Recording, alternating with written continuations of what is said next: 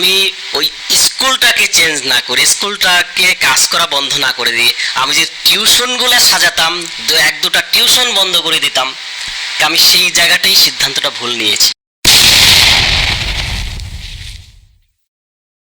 কল্পনা না করে, অর্থাৎ আমি যে গগনচুম্বী স্বপ্নই দেখি, সেই স্বপ্ন সার্থক করার জন্য আমাকে যা যা করতে হবে বা আমার মধ্যে যা যা থাকতে হবে সেটা আছে কিনা সেটা আমাকে যাচাই করে দেখা দরকার। তারা বলতে চাইছে যে এই বেতন অত্যন্ত অপ্রতুল, স্ক্যান্টি, মিগার একটা ইনকাম, এটি দিয়ে বর্তমান বাজারে টিকে থাকা খুব কষ্টকর, সার্ভাইভ করা খুব কষ্টকর। তো তারা তখন সেক্ষেত্রে কি সিদ্ধান্ত নিতে পারে বলে আপনি পরামর্শ দেবেন? স্কুলগুলোতে কাজ করার পরে যদি শুধুমাত্র পার্টিকুলার ওই বেতনটা দিয়ে আমি সার্বিক নির্বাহ করতে চাই, সেটা কোনো দিনেই সম্ভব না, কখনোই হবে না। আর বিদ্যালয় কর্তৃপক্ষ তার থেকে বেশি দেবে না, কারণ সে বিকল্প পেয়ে যাবে। কারণ আজকে যদি আমি কাজটা ছেড়ে দিই, কালকে আরো কয়েকটা অ্যাপ্লিকেশন পড়ে আছে, ওখান থেকে বিকল্প চুজ করে নেবে, মাঝখান থেকে কি হবে, আমার কাজটা যাবে।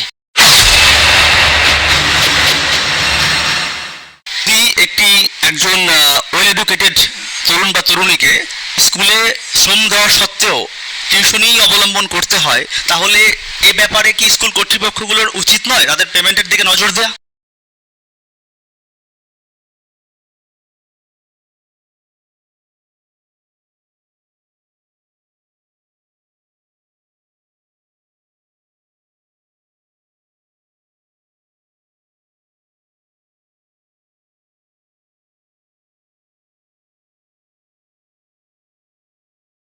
প্রত্যেকটি বেসরকারি স্কুলেই অত্যন্ত যোগ্যতা সম্পন্ন ছেলেমেয়েরা জয়েন করছে, অনেকে বিএড করে এসছে, তা সত্ত্বেও তাদেরকে অত্যন্ত স্বল্প বেতনে কাজ করানো হচ্ছে, যে বেতন দিয়ে একজন প্রার্থীর একারই চলা সম্ভব নয়। এই ব্যাপারটি কি স্কুলে দেখা উচিত নয় স্যার? যদি আমি একটি চাকরি করার পর আমাকে টিউশনই করতে হয়, যার জন্য আমি চাকরি নিলাম টিউশনি ছেড়ে দেওয়ার জন্য, যদি আমাকে চাকরি করে টিউশনই করতে হয়, টিউশন মাস্টার হিসেবেই থাকতে হয়, তাহলে আমি কেন সেই স্কুলে জয়েন করব?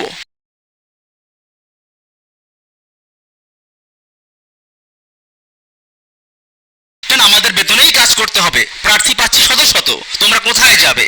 এই ধরনের কোনো এক্সপ্লয়টেশন কি আপনার মনে হয় না হচ্ছে প্রার্থীদের সাথে?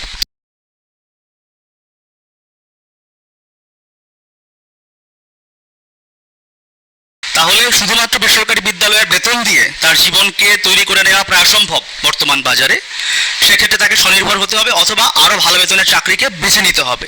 তো বর্তমানে যে সকল স্কুল আমরা দেখতে পাচ্ছি সেখানে বেতনের যে পরিমাণ, এটি স্কুল কর্তৃপক্ষের কাছে আমাদের অনুরোধ থাকবে এই পডকাস্টের মাধ্যমে, সুমনদা এবং আমার মাধ্যমে ব্যক্তিগতভাবে আমিও খুব সরি ফিল করি when I see such a meager income is given to the teachers, so highly qualified teachers. তারা তো যোগ্যতা সম্পন্ন, কিন্তু তাদের বেতন দেওয়া হচ্ছে অত্যন্ত অল্প। তো আমি সুমনদা, আমরা এই পডকাস্টের মাধ্যমে হাজারো স্কুল মালিকদেরকে অনুরোধ করছি, আপনার দরকার হলে পরবর্তী বছর থেকে একটি আইন করুন বা একটি আইন করা হোক যেখানে একজন প্রার্থীর মিনিমাম বেতন এত হাজারের নিচে হবে না, এরকম একটি আইন করা হোক।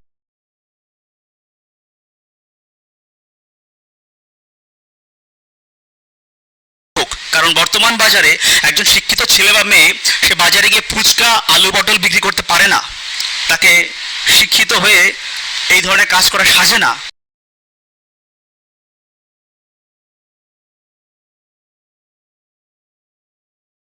যেহেতু আর্থিকভাবে আমি পিছিয়ে পড়া, তাই আমার সঙ্গে তারা তেমন যোগাযোগও রাখে না, যোগাযোগ নেই বললেই চলে কার্যত। শুধু মাঝে মাঝে ওই উত্তরাধিকার সূত্রে যেই প্রপার্টি পড়ে আছে সেই সংক্রান্ত বিষয়ে মাঝে সাঝে আসে, যদি একটা বিশাল প্রপার্টি নিয়ে আমাদের একটু সমস্যা চলছে।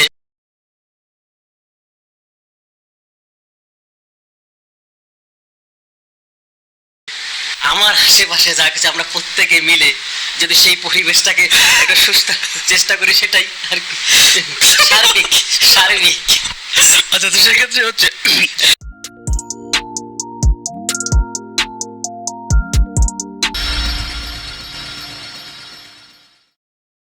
হ্যালো ভিউয়ার্স, আমি শেখর আবার এসেছি আমার চ্যানেল ম্যাভরিকে। আজকের এই বিকেলে আমাদের অনুষ্ঠানে গেস্ট হিসেবে রয়েছেন ধূপপুরের একজন অত্যন্ত সুপরিচিত এবং জনপ্রিয় একজন শিক্ষক, আমাদের সবার পরিচিত সুমন দা। নমস্কার। সুমন দাকেও ধন্যবাদ আমাদের আজকের অনুষ্ঠানে আসবার জন্য। আজকের এই প্রোগ্রামে আমরা সুমনদার কাছ থেকে অনেক কিছু শুনবো, অনেক গল্প হবে এবং সুমনদার জীবনের বিভিন্ন ঘটনা, আনন্দ বেদনা সব কিছু মিলিয়ে আজকের পডকাস্টে সাজানো হয়েছে। তো প্রথমে আমি কথা না বাড়িয়ে সুমনদাকে দিয়েই শুরু করছি। সুমনদার কাছ থেকে আমার প্রথম জানবার যে বিষয়টি, সেটি হচ্ছে সুমনদার এই ধূপগুড়িতে যে শৈশব এবং বাল্যকাল কেটেছে সে ব্যাপারে যদি ভক্তদের উদ্দেশ্যে কিছু শেয়ার করেন। শৈশব এবং বাল্যকাল ঠিক বরাবর ছেলেবেলার যেমন হয়, হেসে খেলে আনন্দ করে ছুটোছুটি করে খেলাধুলো করে বন্ধু বান্ধবের সঙ্গে হই হুল্লো করে বাবার শাসন, মায়ের আদর, ভালোবাসা, স্নেহের বড় হয়ে ওঠা। এমনি করে করে এক সময় শৈশব কৈশোর পেরিয়ে স্কুল কলেজের গণ্ডিও পেরিয়ে গেল অনায়াসেই। সব রইল শুধু স্মৃতি হয়ে। আচ্ছা, সুমনদার কাছ থেকে জানতে চাইবো তার স্কুল জীবনের স্মৃতি সম্পর্কে, মজার কোনো স্মৃতি সম্পর্কে।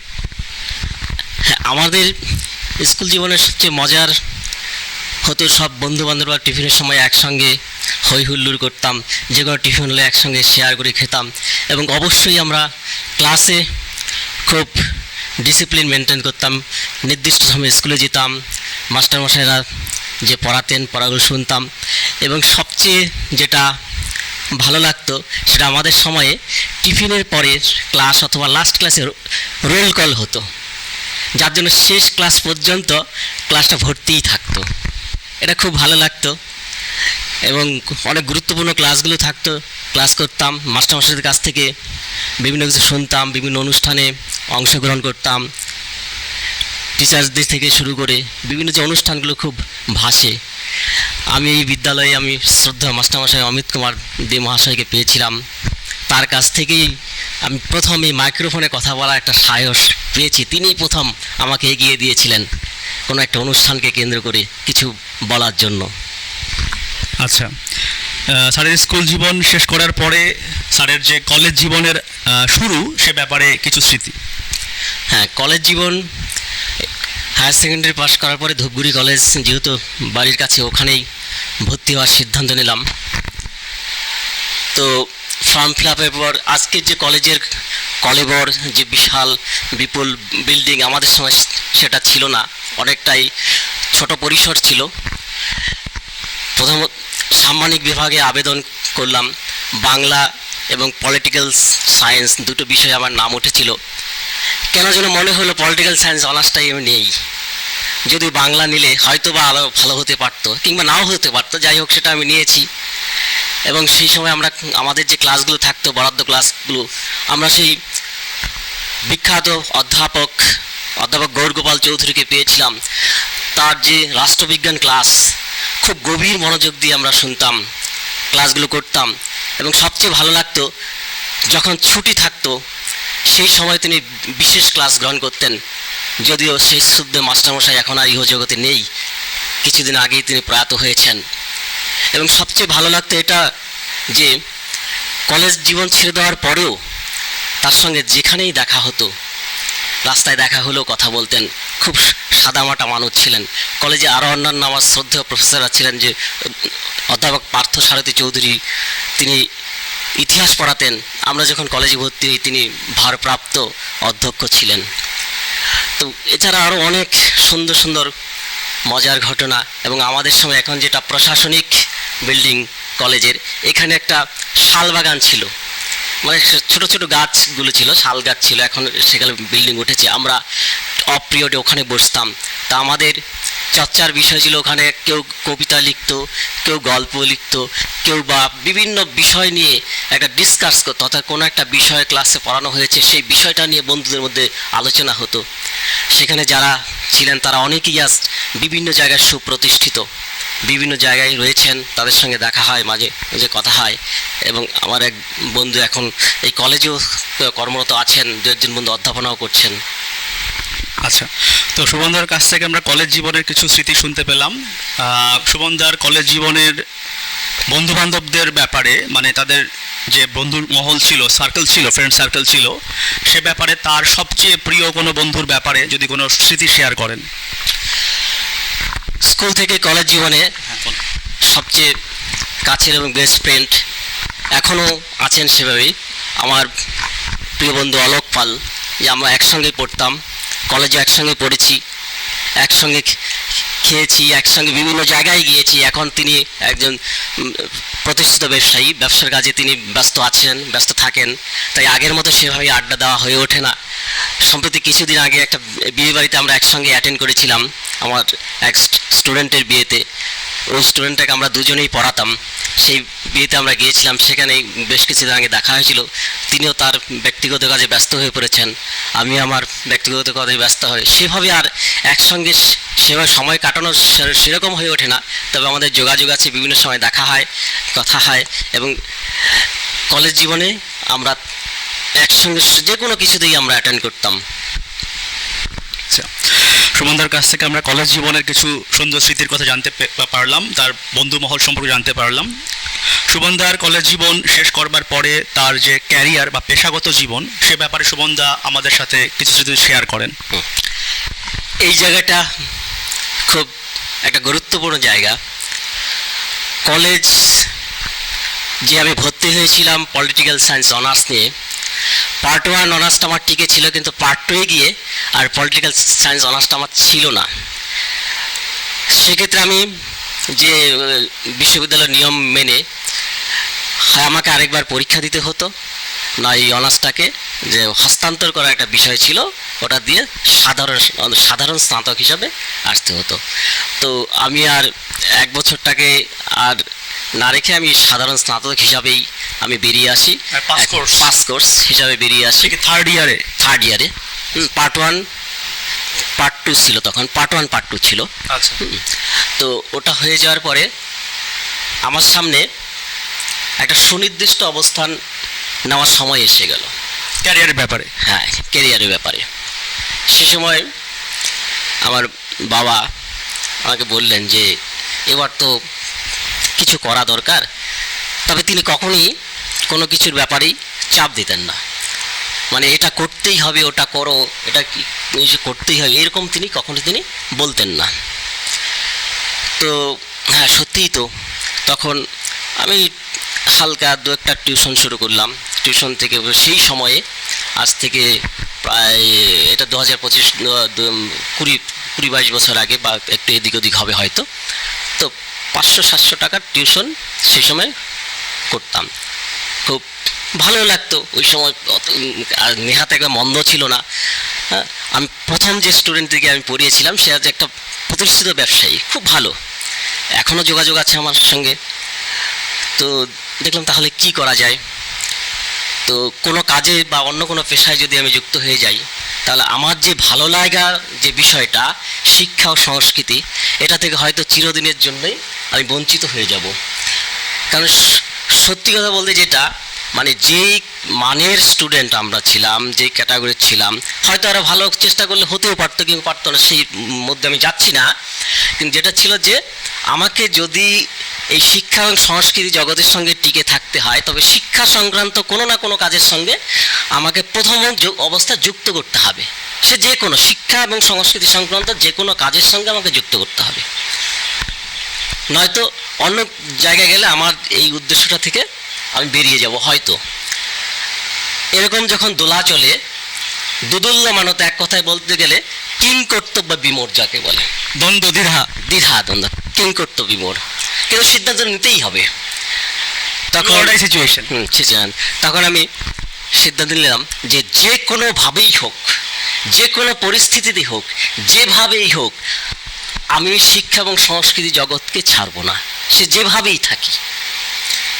তাহলে উপায় কিছু একটা বেছে নিতে হবে। আর যেটা বাস্তব, যে টিউশন হয়তো পাওয়া যায়, কিন্তু কখনো কখনো কারো কারো কাছে থাকে যে ডেজিনেশন, যে কী করে, যে এর কাছে যে আমার ছেলেটাকে পড়াতে দেবো বা মেয়েটাকে পড়াতে দেবো, এই কিসের সঙ্গে যুক্ত আছে থাকে, কিছু একটা পরিচয় দরকার হয় বা ভালো একটা ডিগ্রি দরকার হয়। তখন কোনো একটা সংস্থার সঙ্গে যুক্ত হতে হবে। তখন সেই সময় মূলত আমি যে টিউশনগুলো করতাম সেই স্টুডেন্টগুলো বেশিরভাগই ছিল সেই সময় সারদা শিশু মহল বিদ্যালয়, বিভিন্ন সরকারি প্রাথমিক বিদ্যালয়গুলো।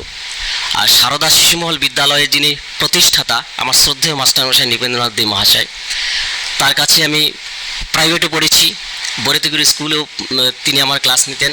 11-12-এ তিনি ইংরেজি পড়াতেন, খুব ভালো ইংরেজি পড়াতেন। তিনি আমাদের ক্লাসে যে পড়িয়েছিলেন টেকনোলজি ফর ম্যানকাইন্ড বলে একটা গল্প ছিল, সলিটারি রিফায়ার বলে একটা কবিতা ছিল, তিনি পড়িয়েছেন যে শেষ বেঞ্চ থেকেও সেই কথাগুলো পরিষ্কার শোনা যেত এবং আজও আমার কানে বাজে সে কথা। এবং খুব খুব ভালো ক্লাস নিতেন তিনি। আর ইকোনমিক্স বলে একটা সাবজেক্ট ছিল, অর্থনীতি, উনি সেই ক্লাসটা নিতেন। এবং পাশাপাশি তিনি এই স্কুলের প্রতিষ্ঠাতা। ওখানে আমি তার কাছে প্রাইভেটে পড়েছি, ইংরেজি প্রাইভেটে পড়েছি। এবং সেই প্রাইভেট পড়ার সুবাদে যে স্কুলে যে বিভিন্ন প্রোগ্রামগুলো হতো সেই প্রোগ্রামগুলোতে তার সঙ্গে বিভিন্ন সময় সহযোগিতাও করেছি। এবং উনি আমি দুজনে সাইকেল করে ঘুরে দিয়ে বিভিন্ন এলাকায় স্কুলের জন্য স্টুডেন্ট সংগ্রহ করার কাজও করেছি। তো একটা পরিচয় তার সঙ্গে আমার ছিল, এত মাস্টারমশাই হিসেবে ছিলেনই। তখন আমি বললাম এটা আমার একটা অপশন হলেও হতে পারে। আর তখন বেশিরভাগই এই ধরনের স্কুলগুলোতে ম্যাডামই বেশি থাকতো। তা আমার একটা ধারণা ছিল যে এই ধরনের স্কুলগুলোতে হয়তো ম্যাডামদেরকেই নেওয়া হয়, প্রাধান্য দেওয়া হয়। তখন আমার কেন যে মনে হলো যে আমি গিয়ে বলে দেখি। তখন আমি একদিন জিজ্ঞেস করলাম যে মাস্টার সাহেব আমার একটা কথা ছিল। বলে কী কথা? আমি বললাম যে এখানে কি এই ম্যাডামদেরকেই শুধু না হয়, এটাই কি বাধ্যবাধকতা? বলে না, তুমি কি করবে? মানে অনেকটা তিনি যেন তার ওই কথার মধ্যে যেন তিনি আমাকে নিতে আগ্রহী, এমন একটা বিষয় বোঝা গেল। আচ্ছা, হ্যাঁ, তো বোঝা গেল। তখন আমি বললাম হ্যাঁ, আপনি যদি নেন তাহলে আমি করতে আগ্রহী। আচ্ছা, হ্যাঁ, তাহলে বল ঠিক আছে, আমি তোমাকে জানিয়ে দেব। হ্যাঁ, ঠিক আছে, জানিয়ে দেবে। তো জানিয়ে দেওয়ার তো 2-3 দিনে জানাচ্ছে না। তখন একদিন তিনি আমাকে জানালেন।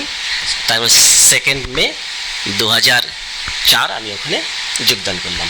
তার মানে 2004-এর 2 মে থেকে আপনার ক্যারিয়ার শুরু হলো ফর্মালি। 2 মে। তারপরে ওখানে যোগদান করার পরে শুনতে পেলাম আমার বরেতিগুড়ি আরেকজন মাস্টারমশাই, তিনি আমার খুব শ্রদ্ধেয়, প্রয়োজনীয়, এখনও তার সঙ্গে যোগাযোগ আছে। আমার বাড়িতেও বিভিন্ন সময় আসেন, আমিও যাই, যে কোনো বিষয়ে ফোনও করেন, শ্রদ্ধেয় দিলীপ কুমার দে মহাশয়। তো উনি বললেন যে সুমন, স্টাফ রুমে তোমার কথা নিবেন্দা জিজ্ঞেস করেছিল, আমি কিন্তু ওকে পুরো সাপোর্ট করে দিয়েছি। আমাকে তাহলে হ্যাঁ মাস্টারমশাই, হলে তবে আপনার সঙ্গে কথা বলার পরেই হয়তো আমাকে দিয়েছে। যাই হোক, আমি যোগদান করার পরে কাজ শুরু করলাম। তো সেখানে ফার্স্ট আমাকে 4-এর অঙ্ক ক্লাস দেওয়া হলো, 4-এর অঙ্ক ক্লাস। তো ওখানে আমি অঙ্ক করাতে শুরু করার পরে ছেলেদেরকেও ভীষণ ভালো লাগলো। ওরাও দেখলেন না আমারটা নিতে পারছে বললে ভুল হবে, যে ওরা আমাকে গ্রহণ করছে পজিটিভলি। হ্যাঁ, তারপরে সেই সময় তো অ্যাডমিশন টেস্ট হতো। 4 পাস হওয়ার পরে সরকারি স্কুলগুলো 5-এ ভর্তি হয়ে যাবে, অ্যাডমিশন টেস্ট হতো। কিছু যারা 4-এ অলরেডি পরীক্ষা দিয়ে দিয়েছে 5 ভর্তি হবে, তাদের কোচিং ক্লাসে 1-2 ক্লাস আমি নিয়েছি। ওরা প্রথম ক্লাস নেওয়ার সময় যে ছেলেগুলোতে পেয়েছি, আমার খুব গর্ববোধ হয়। তাদের মধ্যে একজন সেই ব্যাচের প্রায় বেশিরভাগই যদিও সার্ভিসের সঙ্গে যুক্ত হয়েছে বিভিন্ন জায়গায়, তার মধ্যে একজন এই মুহূর্তে সম্ভবত কলকাতা আরজিগর বা কোথাও একটা মেডিকেল কলেজ আছে, ডাক্তার দেবজিৎ সরকার নর্থ বেঙ্গল ছিলেন, কোচবিহার মেডিকেল কলেজেও কিছুদিন ছিলেন, সম্প্রতি কলকাতায় গিয়েছেন। তো ওই ব্যাচের ওরাই আমার সারদা শিশুমহলের প্রথম ব্যাচ। আরও পুলিশ বিভাগে আছে, বিভিন্ন জায়গায় আছে। তো এভাবে চলতে কখন যে আমি ওখানে 20 বছর কাটিয়ে ফেলেছি মনে নেই, লং টাইম। হ্যাঁ, তো লং টাইম। তো আমাকে অনেকেই প্রশ্ন করেছে বিভিন্ন সময়ে যে তুমি এখানে আছো। আমি কেন এখানে আছি, এখান থেকে কি পাই? মানে যে ওদেরকে পড়াই, ওদেরকে ভালো লাগে। হ্যাঁ, এখান থেকে যা পাও তাতে তোমার চলে।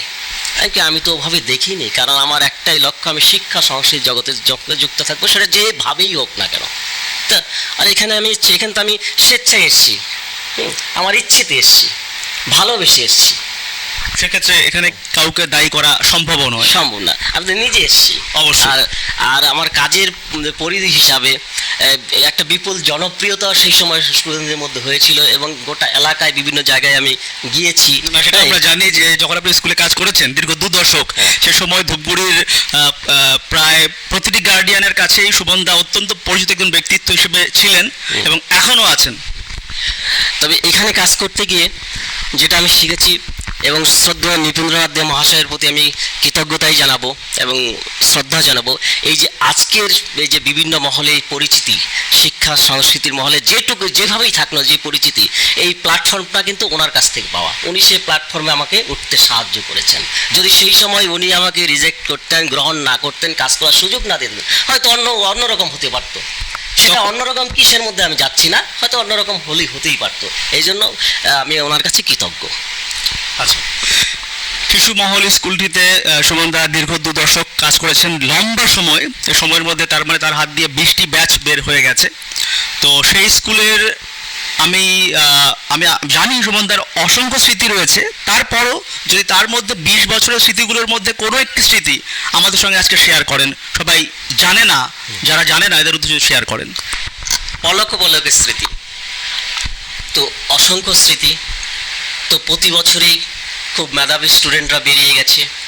তো সবচেয়ে ভালো লাগতো যখন বিভিন্ন ব্যাচে ছেড়ে যাওয়া স্টুডেন্টরা বিভিন্ন জায়গায় সুপ্রতিষ্ঠিত হয়ে বা বিভিন্ন ভালো রেজাল্ট করে দেখা করতে আসতো। এসেই যখন খুঁজতো যে স্যার কোথায়, হ্যাঁ ভালো লাগছে। তো স্মৃতি যেমন বড় মধুর, স্মৃতির রোমন্থন যেমন ভালো, অবশ্যই তেমন সেই স্মৃতিকে আঁকড়ে ধরে থাকতে অবশ্যই ভালো লাগে, কিন্তু আবার সামনের দিকেও একটু এগিয়ে যেতে হয় সেই স্মৃতিকে হাততেই। অতীত অবশ্যই অনেক সময় রোমন্থন করতে হয়, আবার অতীতকে সবসময় ধরেও থাকা যায় না। তবে স্মৃতি তো স্মৃতি, স্মৃতি যেমন মধুর, স্মৃতি তেমন বেদনারও। তো এই বিদ্যালয়ের যে লং টাইম চলার পথ, তো আমরা যেটুকু কাজ করেছি নিষ্ঠা এবং আন্তরিকতার সঙ্গে কাজ করেছি। যখন দেখতাম যে দীর্ঘদিন স্কুল বন্ধ আছে, সামার ভ্যাকেশনের পরে খুলবে, স্কুল পরিষ্কার পরিচ্ছন্ন করতে আমরা সবাই মিলে করতাম এবং শ্রদ্ধেয় মাস্টারমশাই নিজেও কাজে হাত লাগাতেন। এখানে এরকম একটা অন্তরঙ্গময় পরিবেশ আমরা গড়ে তুলে ফেলেছিলাম পরস্পরের মধ্যে। যখন স্টুডেন্টদের নিয়ে করতাম খুব ভালো লাগতো। এই যে এইরকম অজস্র স্মৃতি আর কত আর বলবো, অসংখ্য অসংখ্য। এবং সবচেয়ে ভালো মধুর স্মৃতি যখন ওই ছাত্রগুলো বিভিন্ন সময় আসতো। সম্প্রতি যে অরুণাচল প্রদেশে কর্মরত আছেন একজন আমার ছাত্র, ওখানেই আমি ওকে দীর্ঘদিন পড়িয়েছি। একবার 1 থেকে 4 অবধি ওখানে পড়াশোনা করেছি। সেন্ট্রাল পিডব্লিউডির অ্যাসিস্ট্যান্ট ইঞ্জিনিয়ার হিসেবে ওখানে আছেন। তো দেবজিৎ আছেন, তারপরে আশিস বিশ্বাস বলে একটা ছেলে আছে, যেটা কিছুদিন আগে আপনার হয়তো সম্প্রতি দিয়েছিলেন যে ইউক্রেন রাশিয়া যখন একটা খুব ক্রাইসিস পিরিয়ড চলছিল, আটক ছিল ভারতীয় অনেক স্টুডেন্ট ওখানে। ভারতীয় বিশেষ বিমানে করে ওদেরকে নিয়ে আসা হয়। ওখানে ওই দলে আমার সেই স্টুডেন্ট ছিল আশিস বিশ্বাস। বেশ কয়েকদিন আগে এসেছিল আমার বাড়িতে দেখা করতে, যে স্যার আপনি তো ওখানে নেই, তার বাড়িতে এলাম তো দেখা করতে। তো এই যে মধুর স্মৃতিগুলো প্রতিনিয়তই ভাসে। কাজ করার সূত্রে অনেক মধুর স্মৃতি জন্ম নিয়েছে স্বাভাবিকভাবে, এবং সেখানে অনেক শিক্ষার্থীর সঙ্গে সুমনদার সখ্যতা আন্তরিকতা গড়ে উঠেছে। এবার আমরা সেই স্কুলের যদি যারা কলিগ ছিলেন, সহকর্মী, তাদের দিকে একটু চোখ ফেরাই। আপনার এই দীর্ঘ 2 দশকের কর্মজীবনে সবচেয়ে ঘনিষ্ঠ কলিগ বা সহকর্মী হিসেবে কাকে পাশে পেয়েছেন? ওখানে প্রথম যখন আমি যোগদান করি সেই সময় যারা ছিলেন, তো আমি থাকাকালীন সময়ে তাদের অনেকেই ছিলেন না। সেটা হচ্ছে কেউ হয়তো বিবাহ সূত্রে অন্য কোথাও চলে গেছেন বা কেউ অন্য কোনো কারণে। কিন্তু শেষ পর্যন্ত যাদের সঙ্গে আমি কাজ করেছি, যার নাম না করলেই নয়, যিনি এখন এই ইহজগতে নেই, শ্রদ্ধা গীতা চক্রবর্তী মহাশয়া। তিনি যেমন কলিগ ছিলেন, শুধু কলিগ বললেই ভুল হবে, তিনি সবাইকেই সন্তান স্নেহে দেখতেন, কারণ তিনি সবারই বড় ছিলেন। তো আমরা বয়সে অনেক ছোট ছিলাম, কিন্তু তার আমাদের সঙ্গে মেশা, অর্থাৎ তিনি প্রোটোকলটা যথেষ্ট ভালো মেনটেন করতেন। যে তিনি ইচ্ছা করলেই কিন্তু ওখানে আমাকে নাম ধরে ডাকতেন না। যে আরেকজন সহকর্মী ছিলেন যিনি লকডাউন পিরিয়ডের আগ পর্যন্ত ছিলেন, এখন অন্য প্রতিষ্ঠানে আছেন, স্নিগ্ধা চৌধুরী মহাশয়া। তিনিও যথেষ্ট প্রোটোকল মেনটেন করতেন এবং নিয়ম শৃঙ্খলার প্রতি যথেষ্ট নজর দিতেন। তো তার এই নিয়ম, তার এই শৃঙ্খলা দেখে এবং শৃঙ্খলা ভঙ্গ করলে তিনি স্টুডেন্টদেরকে খুব শাসন করতেন। সেই শাসনটা অবশ্যই ছিল সোহাগ মাখানো, অর্থাৎ শাসন করা, হ্যাঁ মধুর, শাসন করা তাকেই সাজে সোহাগ জানেন যিনি। তো সেখান থেকে একটি স্টুডেন্ট হঠাৎ করে তাকে বলে উঠলো, রাগী ম্যাডাম, আমাদের রাগী ম্যাডাম। তো ওই যে রাগী ম্যাডাম, তিনি আজও সেই নামেই আছেন। ওই স্টুডেন্টগুলো বড় হয়ে গেছে, কেউ চাকরি করছে। এর মধ্যে একজন আছে আনন্দলোক যে নার্সিংহোম আছে, ওখানে কর্মরত আছেন শিলিগুড়িতে। তো ওই যে রাগী ম্যাম নাম হয়ে গেছে, তিনি আজও সেই নামেই আছেন। এই যে শিশুদের দেওয়া, হ্যাঁ, তো এদের সঙ্গে আমরা কাজ করেছি। তো এই শেষ দিকে আরেকজন আমি খুব ভালো কলিগ হিসাবে পেয়েছিলাম, যদিও স্বল্প সময়ের জন্য। তো আমি এখানে যে সময় শিক্ষকতা করতাম সেই সময়কালে তিনি এই বিদ্যালয়ে পড়তেন।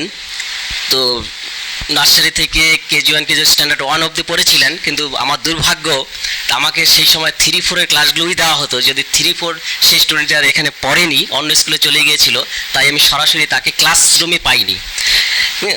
তো সেই ছেলেটি বা সেই স্টুডেন্টটি সেই ছোটোবেলা সে নার্সারি কেজি 1-এর যে তার একটা অনবদ্য দিক হচ্ছে খুব মধুর হাসি, তার হাসি অমায়িক।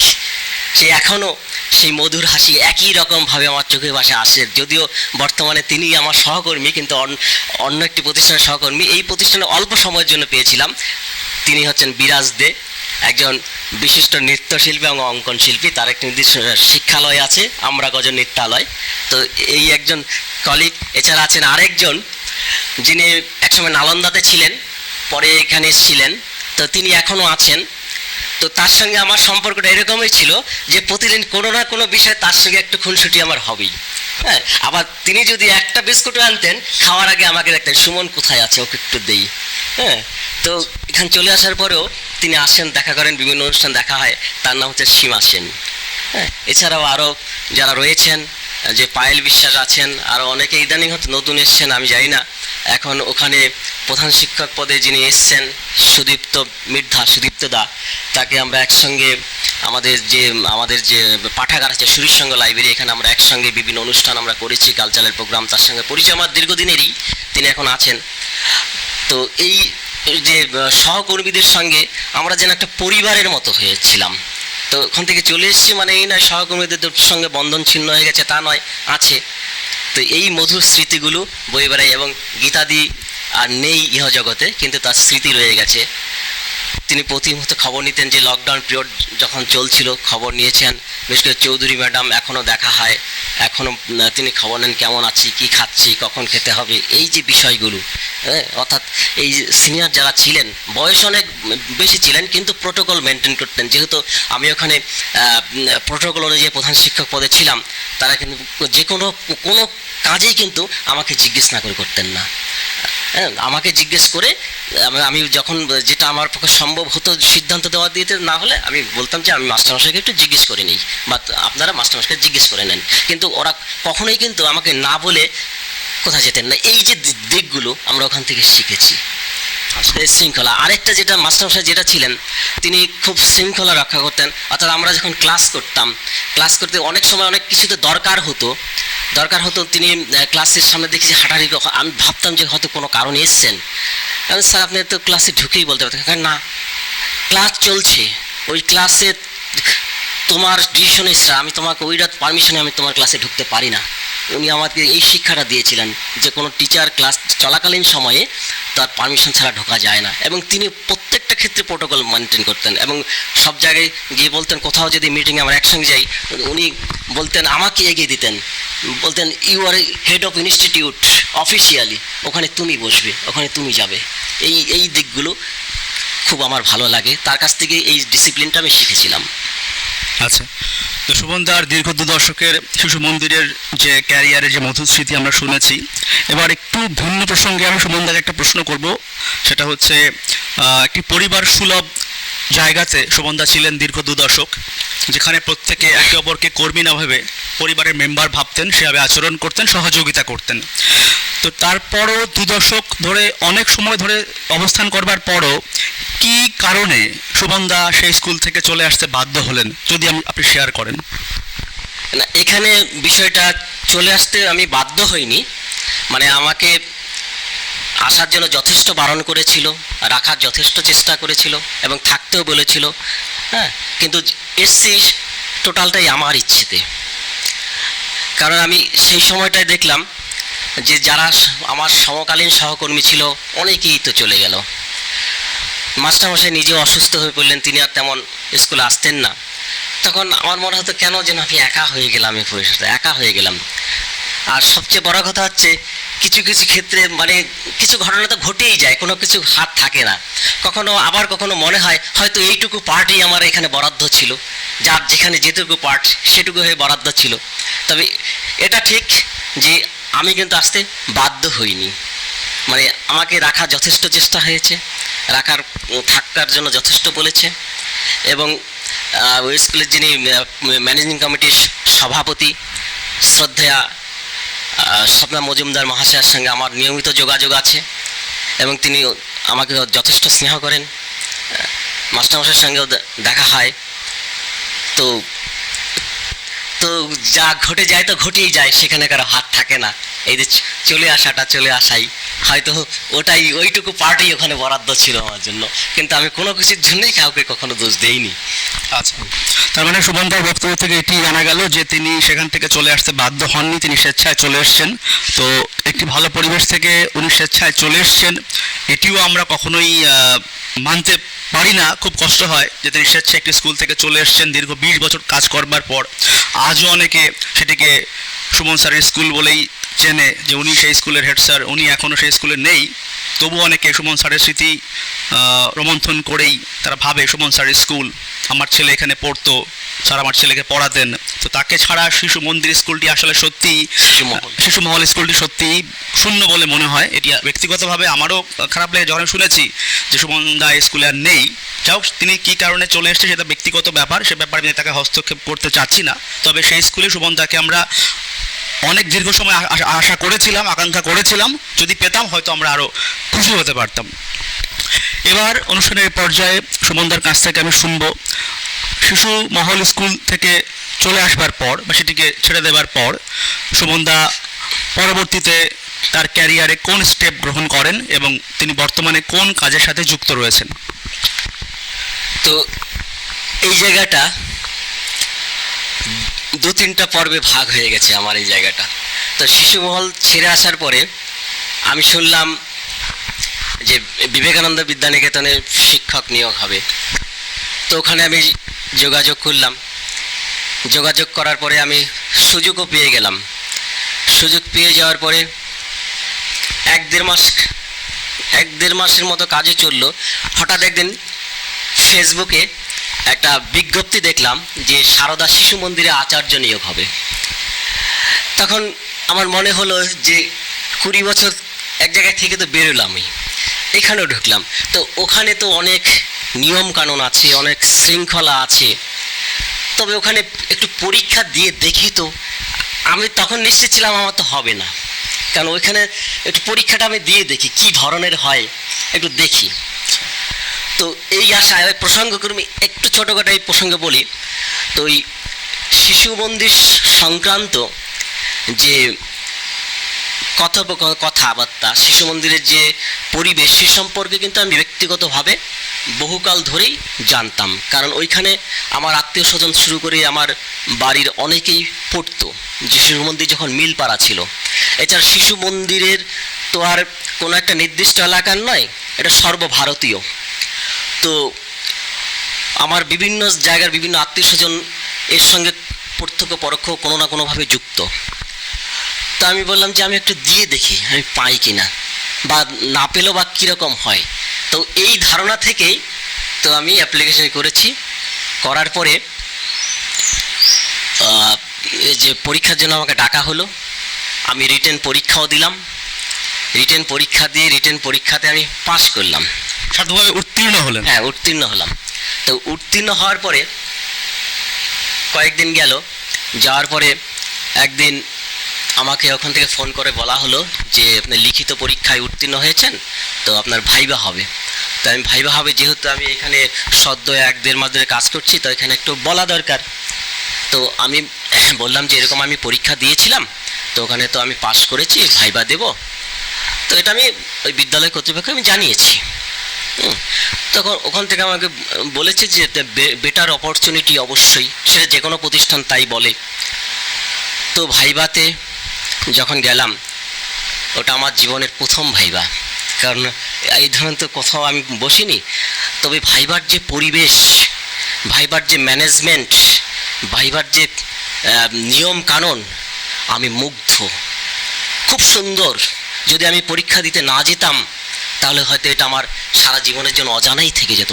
এত সুন্দর, এত সিস্টেমেটিক। তো সেখানে আমাকে যা জিজ্ঞেস করা হলো, আমাকে যা বোর্ড ওয়ার্ক করতে বলা হলো, আমি করলাম। করার পরে আমাকে ছেড়ে দেওয়া হলো। তো ছেড়ে দেওয়া হলো, চলে এলাম। চলে আসার পরে একদিন রাতে 8টা 8:30টার দিকে আমাকে ফোন করে জানানো হলো, অভিনন্দন, আপনি ভাইভাতেও পাস করেছেন, আপনি জয়েন করুন। তখন আমি বললাম যে আমি যেখানে এখন আপাতত আছি, তো ওখান থেকে তো আমাকে আগে ছাড়তে হবে, ইস্তফা দিতে হবে। ইস্তফা দিতে হবে। তো ওখানে আমি বললাম যে এরকম আমি ওখানে পেয়ে গেছি, তা আমি ওখানে যোগদান করতে আগ্রহী, তা আমি এখানে ছেড়ে দিচ্ছি। তখন ওখান থেকে আমাকে বিবেকানন্দ স্কুল, হ্যাঁ বিবেকানন্দ স্কুল থেকে বলো ঠিক আছে, ওটা হয়ে গেছে, যাও। ওখান থেকে কীভাবে যাবে? আমি বলছি সাইকেল নিয়ে। হ্যাঁ যাও। যাই, যথারীতি সেই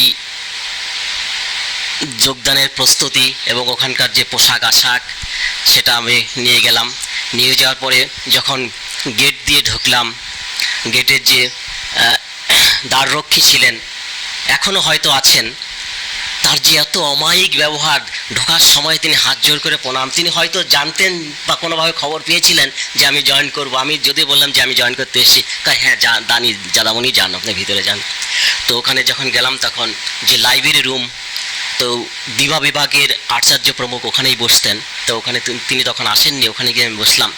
বসার সঙ্গে সঙ্গে যে প্রধান আচার্য তিনি এলেন, এসে আমাকে জিজ্ঞেস করলেন যে ধুতি নিয়ে এসছো?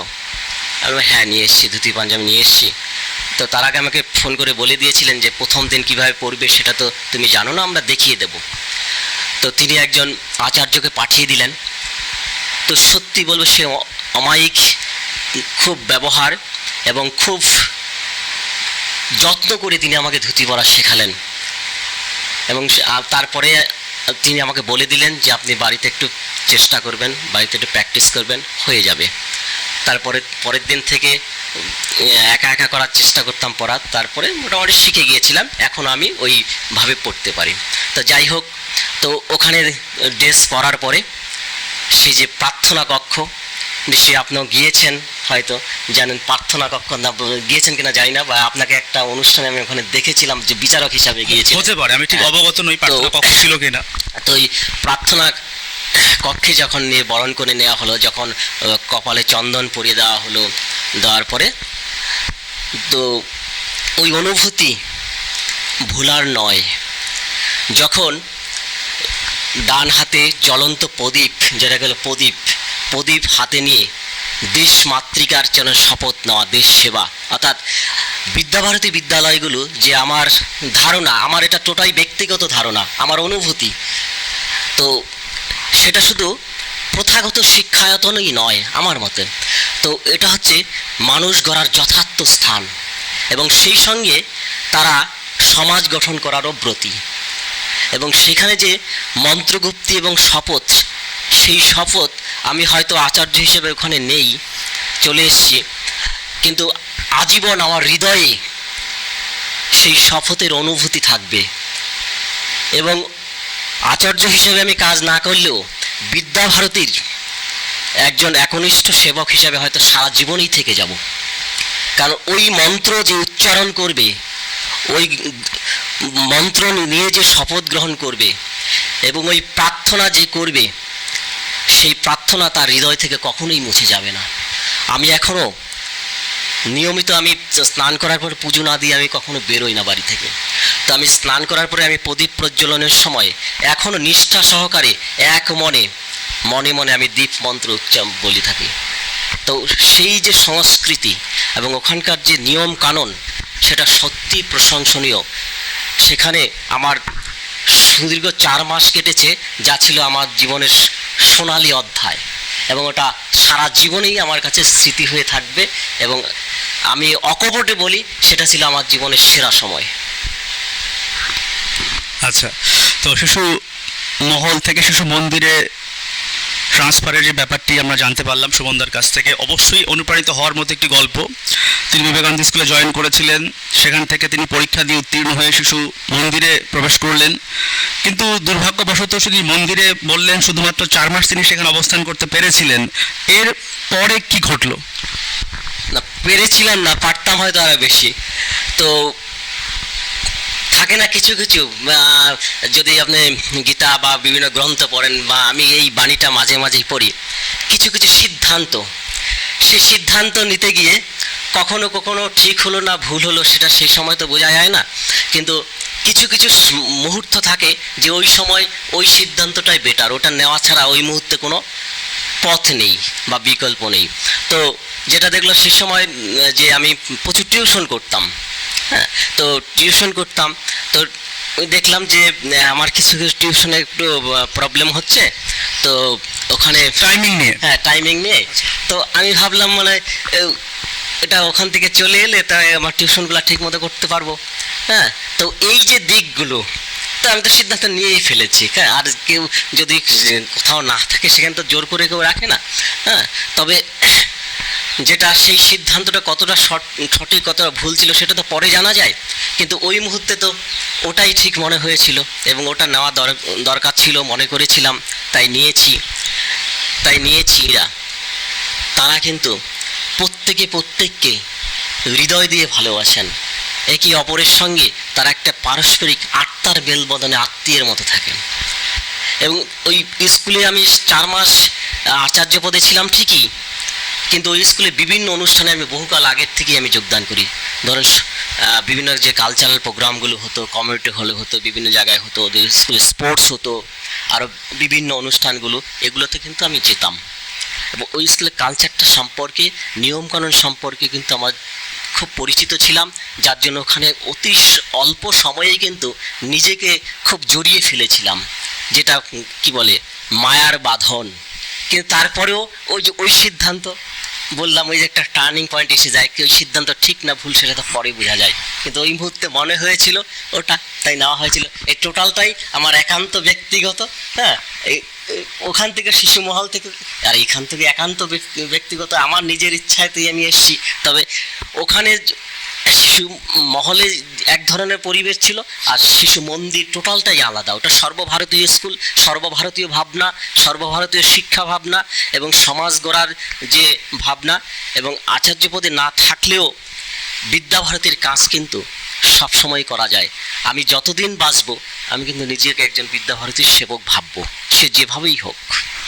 তো সেক্ষেত্রে তাহলে সুমনদার বক্তব্য অনুযায়ী উনি বললেন যে টিউশনের স্বার্থে উনি শিশু মন্দির থেকে প্রস্থান করেন স্বেচ্ছায়।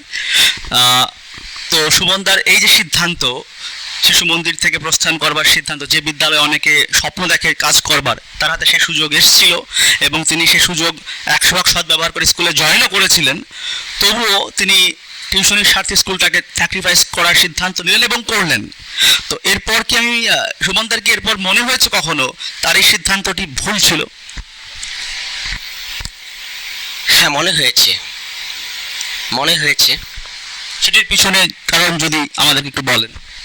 কারণ হচ্ছে যে এই কারণেই ভুল মনে হয়েছিল, কিন্তু আমি যেমন যদি সেই জায়গাটা আরও চিন্তা ভাবনা করে, যেটা আমি ওই স্কুলটাকে চেঞ্জ না করে, স্কুলটাকে কাজ করা বন্ধ না করে দিয়ে আমি যে টিউশনগুলো সাজাতাম, 1-2টা টিউশন বন্ধ করে দিতাম, আমি সেই জায়গাটাই সিদ্ধান্তটা ভুল নিয়েছি। টিউশনকে আমার- অগ্রাধিকার দিয়েছেন বেশি, অগ্রাধিকার মন্দিরকে অগ্রাধিকার দিয়েছেন কম। হ্যাঁ, ওই মুহূর্তে তাই মনে হয়েছিল, কিন্তু ওই জায়গাটাতেই আমি ভুল করেছি। তার মানে সে সময় যদি আপনি শিশু মন্দির স্কুলকে ঠিক রেখে টিউশনিকে স্যাক্রিফাইস করতেন, Sacrifice। তাহলে সিদ্ধান্তটি হয়তো ভুল হতো না। হয়তো তো এরপরে আপনি যখন স্কুল ছেড়ে দেন, শিশু মন্দির ছেড়ে দেন, এরপর কি মনে করেন যে টিউশনগুলো আগের মতো ছিল? হ্যাঁ ছিল, টিউশনগুলো আমার আগের মতো ছিল, ছেড়ে দেওয়ার পর আগের মতো ছিল, এখনো আছে। আচ্ছা। মানে আমি যেই এলাকাটায়, একটা কথা আমি যেই এলাকাটায় আমার টিউশনের পরিধি ভাওয়ালপাড়া, গাধং, খলাইগ্রাম, গার্লস কলেজ এরিয়া, রেস্টিউস পাড়া, এইদিকে সব বৈরাতিগুড়ি স্কুল বা সিনেমা হল, এই চত্বরে। তো এই চত্বরে প্রচুর টিউশন পড়ার মতো প্রচুর সম্ভাবনা আছে, এবং এই এলাকার মানুষ টিউশনের পেছনে যথেষ্ট খরচ করেন। কেউ যদি মনে করে আমি গৃহশিক্ষকতা করে একটা ভালো উপার্জন করব, সে কিন্তু করতে পারে, কিন্তু তাকে আন্তরিকতার সঙ্গে পড়াতে হবে। অর্থাৎ শুধুমাত্র আমি অর্থ উপার্জন করবো, আমি শিক্ষাদান করবো না, তাহলে কিন্তু হবে না। ব্যবসায়িক উদ্দেশ্য নিয়ে হবে না। না, এখানে প্রচুর আছে, প্রচুর আছে, মানে এমনও জায়গা আছে, আপনি বিশ্বাস করবেন না, এমনও জায়গা আছে, বা আপনি যথেষ্ট অভিজ্ঞতা সম্পন্ন আপনি হয়তো জানতেও পারেন। প্রচুর বাড়িতে, আমি যে বাড়িতে একবার টিউশনের জন্য পড়াতে যাই, আমি যতক্ষণ না ছাড়ি, কেউ আমাকে ছাড়ে না ততক্ষণ। এমন অনেক বাড়ি আছে, ক্লাস 6 ওঠার পরে আমি অঙ্ক করাতে পারি না, আমি বলে দিই আমি অঙ্ক করাতে পারি না, আমি ইংরেজি টেক্সট বুক ছাড়া কিচ্ছু পড়াতে পারি না। কয় না, আপনি থাকুন, আপনি যে সাবজেক্টটা পড়াতে চান আপনি সেটাই পড়ান, আপনি থাকুন। এমন একটা বাড়ি ছিল, আমি কি না, আমি পড়াবই না, আমি পড়াতে পারবো না, আপনার স্টুডেন্ট ভালো, র্যাঙ্ক করা স্টুডেন্ট, আমাকে দেবেন না। বলে আমি এই সাবজেক্টের আরেকটা টিচার দেবো, কিন্তু আপনাকে থাকতে হবে, আপনাকে মাধ্যমিক অবধি থাকতে হবে, আপনি ইতিহাসটা আপনিই পড়াবেন।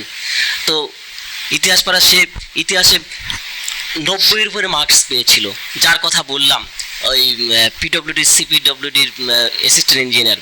তো ওকে আমি পড়াতাম, এখনো মনে আছে যে পড়াতাম ওকে, কিন্তু আমি কখনো নোট দিইনি, কখনো নোট দিইনি।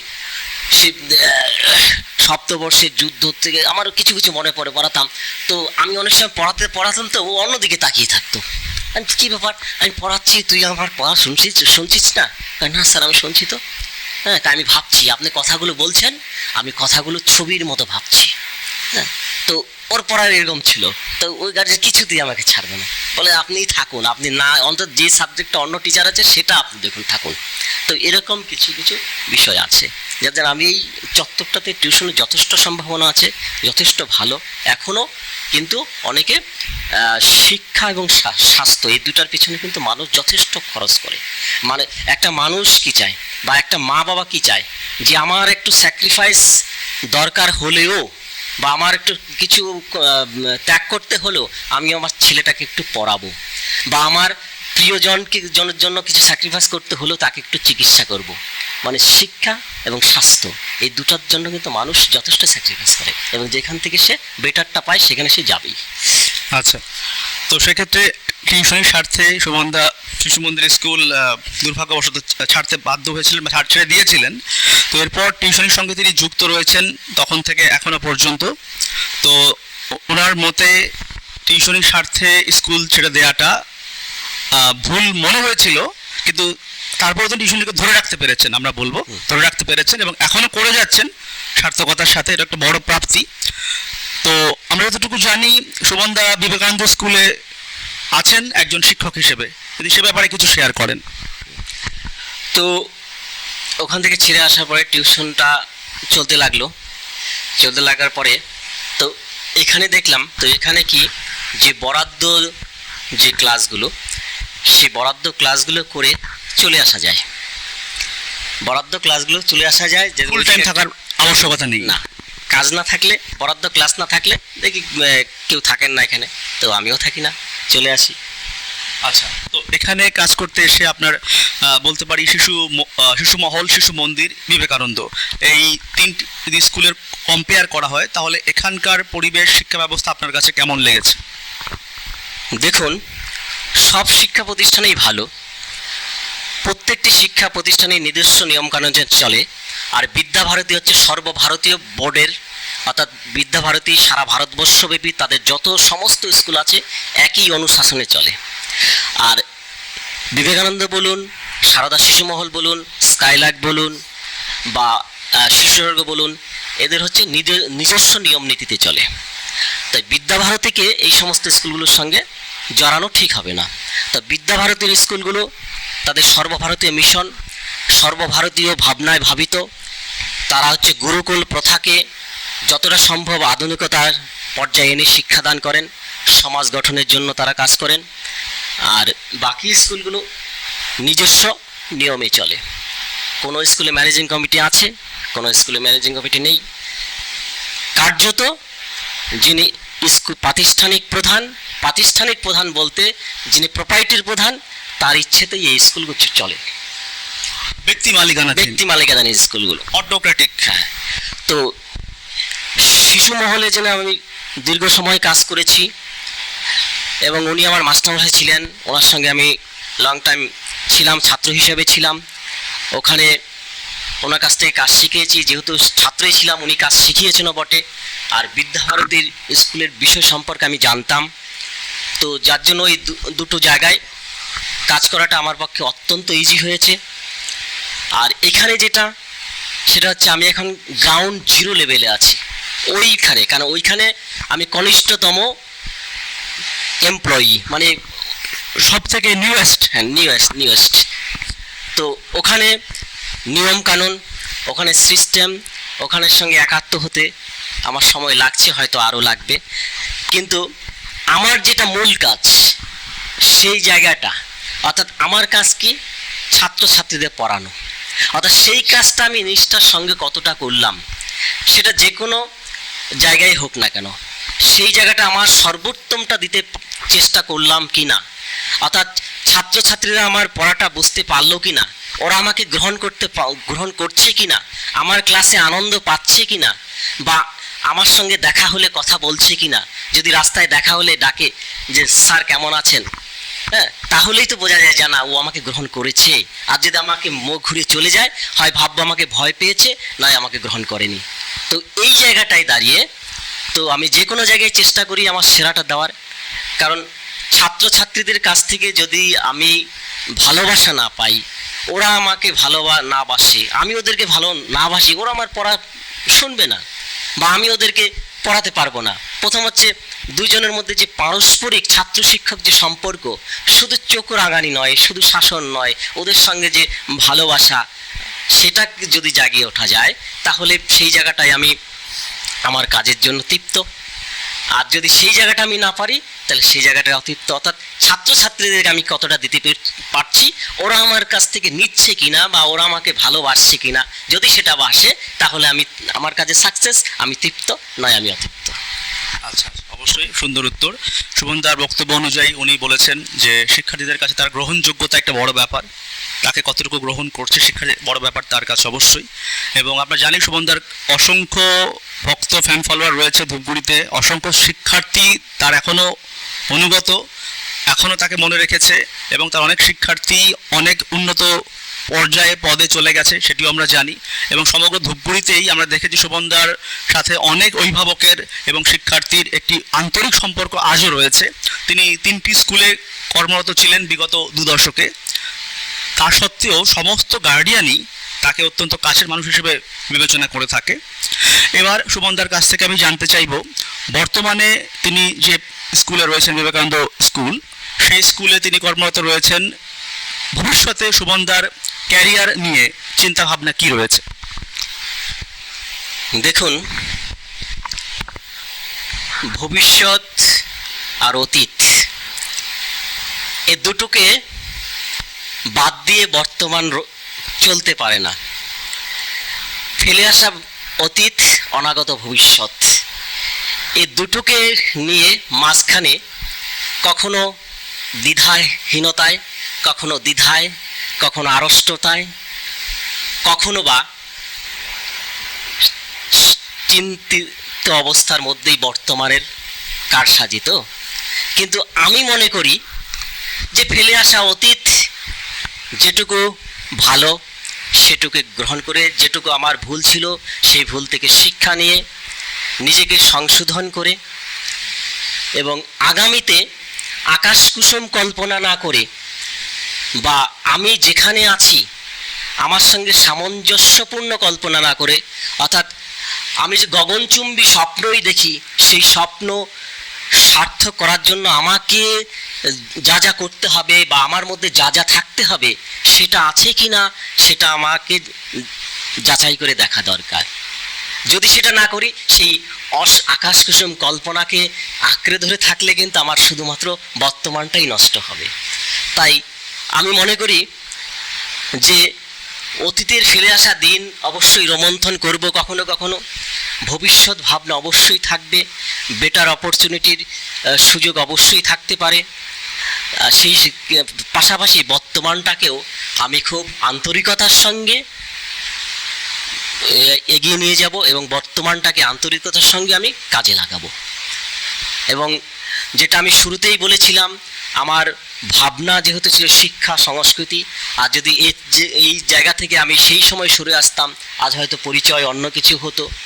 আমার যদি ফ্যামিলি ব্যাকগ্রাউন্ড বা পৈতৃক উত্তরাধিকার যে জিনিসপত্র সেগুলোকে কাজে লাগাতাম সেটা হয়তো অন্যরকম হতো।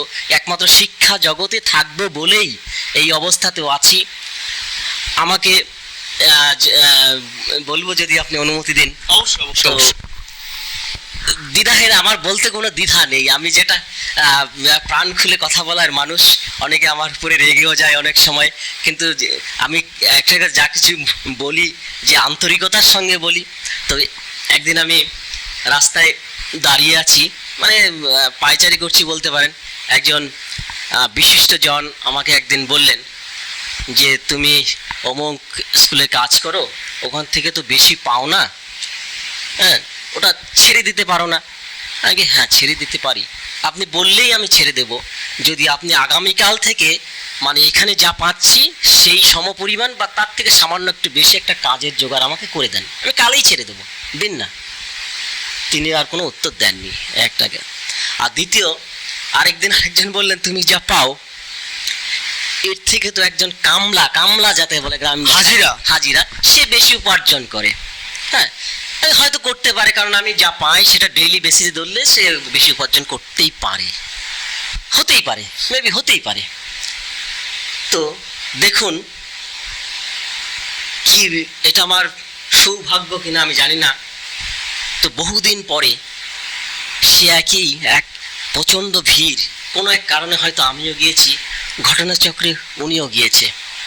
তো যাওয়ার পরে পিছন থেকে একটা ছেলে ডাকতে স্যার স্যার স্যার স্যার দাঁড়ানো, তাকিয়ে দেখলাম অনেকদিন আগে তো ও মনে রেখেছে, স্টুডেন্টরা কিন্তু মনে রাখে অবশ্যই। হ্যাঁ ওই প্রচণ্ড ভিড়ের মধ্যে পায়ে হাত দিয়ে প্রণাম করে বলল স্যার আমি অমুক অ্যাপয়েন্টমেন্ট লেটার পেয়েছি, জয়েন করব। তখন উনি বললেন যে তোকে ওই কথাটা বলা ভুল হয়েছে। আমি কি সেদিনও কিছু মনে করিনি, পরে যেটা বলেছে সেদিনও মনে করিনি। আর সেই ব্যক্তি বলেছেন আপনাকে যে কথাটি বলা ভুল ছিল, আর সেটাও মনে করিনি। আচ্ছা, তো সেক্ষেত্রে তাহলে সুমনদার ভবিষ্যৎ চিন্তা, তাহলে সে ব্যাপারে আমরা কি মানে উত্তর পেতে পারি আপনার কাছ থেকে ভবিষ্যতের ব্যাপারে? তো দেখুন ভবিষ্যৎ তো সবসময় ধোলায় থাকা, কখন কি আসবে তো জানি না, তো সেটা ভবিষ্যতেই জন্যই তোলা থাক। আচ্ছা, এবারে সুমনদার কাছ থেকে আমরা একটা ব্যাপারে জানতে চাইব। যারা অনুজ রয়েছে সুমনদার, যারা নতুন প্রজন্মের অনুসারী রয়েছে, ইয়াং জেনারেশন যাদেরকে আমরা বলে থাকি, তারা যদি প্রাইভেট স্কুলগুলোকে অ্যাজ এ ক্যারিয়ার চুজ করতে চায়, সে ব্যাপারে আপনার পরামর্শ তাদের উদ্দেশ্যে কি হবে? তো ইদানিং তো প্রচুর ট্যালেন্টেড স্টুডেন্ট বা খুব বেরিয়ে আসছে, এবং তারা কিন্তু এই ধরনের বেসরকারি স্কুলগুলোতে কর্মরত আছে এবং আরও কাজ করার জন্য তারা আবেদন দিয়ে যাচ্ছে। তো আমি যেটা বলবো যে তাদের সবচেয়ে আগে যেটা দরকার, যে প্রতিষ্ঠানগুলোতে কাজ করুক, কাজ তো করতেই পারে, যে কোনো কাজ যার যেটা পছন্দ করতেই পারে। তো তারা তাদের যে মূল উদ্দেশ্যটা, সেই মূল উদ্দেশ্যটাকে যেন কখনোই জলাঞ্জলি না দেয়। সে যে কোনো স্তরেই থাক না কেন, ওই মূল লক্ষ্যে যেন তারা স্থির থাকে। যেমন আমি মূল লক্ষ্যে আমি যেভাবেই থাকি আমি শিক্ষা সংস্কৃতিতে যুক্ত থাকবো। আমি যখন যেখানে যেভাবে পাচ্ছি, আমি বেশ কয়েকটা সোশ্যাল ওয়ার্কও করে থাকি, শিক্ষামূলক সোশ্যাল ওয়ার্কের সঙ্গে আমি যুক্ত আছি। যেমন আজকে আপনার এখানে আসার সময় ওই রকমই একটা 11টা থেকে প্রায় 3টে অবধি ওখানেই ছিলাম, ওখান থেকে এসে বাড়িতে এসে তারপর আপনার এখানে এলাম। তো এই যে এই ধরনের যে কোনো কাজে আমাকে ডাকলে আমি কিন্তু যাই, আমার ভালো লাগে বলেই আমি যাই। কিন্তু সবাই যাবে বা সবাইকে যেতে হবে, সবার ভালো লাগবে এটা আমি বলছি না, কিন্তু তাদের জন্য একটাই বলবো যে বেসরকারি এডুকেশনাল ইনস্টিটিউট অবশ্যই ভালো, তারা কাজ করুক, তাদের নিজের মতো করে করুক, কিন্তু তাদের যে মূল উদ্দেশ্যটা সেটা থেকে যেন কখনো বের হয়ে না আসে, সেটাকে ঠিক রেখে তারপরে করতে হবে। সেক্ষেত্রে অনেক যারা আগ্রহী তরুণ রয়েছে, এদের অনেকের কাছ থেকে আমরা যেটা শুনি বা দেখতে পাই যে বর্তমান বাজারের প্রেক্ষাপটে ফ্র্যাঙ্কলি স্পিকিং তারা বলতে চাইছে যে এই বেতন অত্যন্ত অপ্রতুল, স্ক্যান্টি, মিগার একটা ইনকাম, এটি দিয়ে বর্তমান বাজারে টিকে থাকা খুব কষ্টকর, সার্ভাইভ করা খুব কষ্টকর। তো তারা তখন সেক্ষেত্রে কি সিদ্ধান্ত নিতে পারে বলে আপনি পরামর্শ দেবেন? এই স্কুলগুলোতে কাজ করার পরে যদি শুধুমাত্র পার্টিকুলার ওই বেতনটা দিয়েই আমি সার্বিক নির্বাহ করতে চাই, সেটা কোনো দিনেই সম্ভব না, কখনোই হবে না। আর বিদ্যালয় কর্তৃপক্ষ তার থেকে বেশি দেবে না, কারণ সে বিকল্প পেয়ে যাবে। কারণ আজকে যদি আমি কাজটা ছেড়ে দেই, কালকে আরও কয়েকটা অ্যাপ্লিকেশন পড়ে আছে, ওখান থেকে বিকল্প চুজ করে নেবে, মাঝখান থেকে কি হবে, আমার কাজটা যাবে। কারণ যারা ওখান থেকে যাবে সে যদি বিকল্প কিছু পেয়ে যায় সব বেটার, হ্যাঁ, কিন্তু ওখানে থাকার পরে তাকে আরও অন্যান্য আনুষঙ্গিক কাজে যুক্ত থাকতে হবে। যে আমি শিক্ষকতা করব, আমি ছাত্র পড়াবো, ছাত্র পড়ানোর সুবিধার্থে আমি এই প্রতিষ্ঠানে কাজ করব। আমার নিয়মিত কারণ একটা প্রতিষ্ঠানে কাজ করা মানে সেই প্রতিষ্ঠানে বিভিন্ন কালচারাল অ্যাক্টিভিটি থাকে, বিভিন্ন ওয়ার্ক হয়, বিভিন্ন সাংস্কৃতিক অনুষ্ঠান হয়, সাংস্কৃতিক পরিমণ্ডল থাকে, শিক্ষা সংক্রান্ত বিষয়কে কেন্দ্র করে বিভিন্ন কিছুতে যোগদান করা যায়। এগুলো তো আমি শুধুমাত্র টিউশন পেশায় থাকলে আমি পেতাম না, বা শুধু অন্য জায়গায় থাকলে আমি পেতাম না। হ্যাঁ, তো ওই জায়গাটাকে বুঝতে হবে যে এই যে স্ট্রাকচারগুলো, স্কুলগুলো যে স্ট্রাকচার, তারা যেটা দেয় আমি যদি সেটা দিয়েই আমি সব কিছু করি, সেটা তো সম্ভব নয়। ওই ভাবনাটা নিজেকে ভাবতে হবে। তো সেক্ষেত্রে তাহলে সুমনদার কাছে আমাদের প্রশ্ন, যদি একজন ওয়েল এডুকেটেড তরুণ বা তরুণীকে স্কুলে শ্রম দেওয়া সত্ত্বেও টিউশনই অবলম্বন করতে হয়, তাহলে এ ব্যাপারে কি স্কুল কর্তৃপক্ষগুলোর উচিত নয় তাদের পেমেন্টের দিকে নজর দেওয়া? দেখুন, কারণ ওই যে কথাটা আগে বললাম, কারণ হচ্ছে এটা হচ্ছে কি, যেমন একটা স্কুল সেই সঙ্গে তাদের একটা অন্য দিকও তো থাকে, প্রফিটেবল দিকও থাকে, আর্থিক দিক থাকে। তো কারণ সে বিকল্প পাচ্ছে, যদি বিকল্প না পেত তাহলে সে নিশ্চয়ই বাড়াবে। মনে করে পার্টিকুলার কোনো একটা সাবজেক্ট, যেমন ভালো একটা টিচার দরকার, কিন্তু ওই কোনো প্রার্থী পাওয়া যাচ্ছে না, তখন কি তারা বেশি দিয়ে নিচ্ছে। কিন্তু একই পদে যখন একাধিক পাবো, তখন বেশি দিয়ে কিন্তু কোনো কর্তৃপক্ষই নেবে না, নিতে পারে না।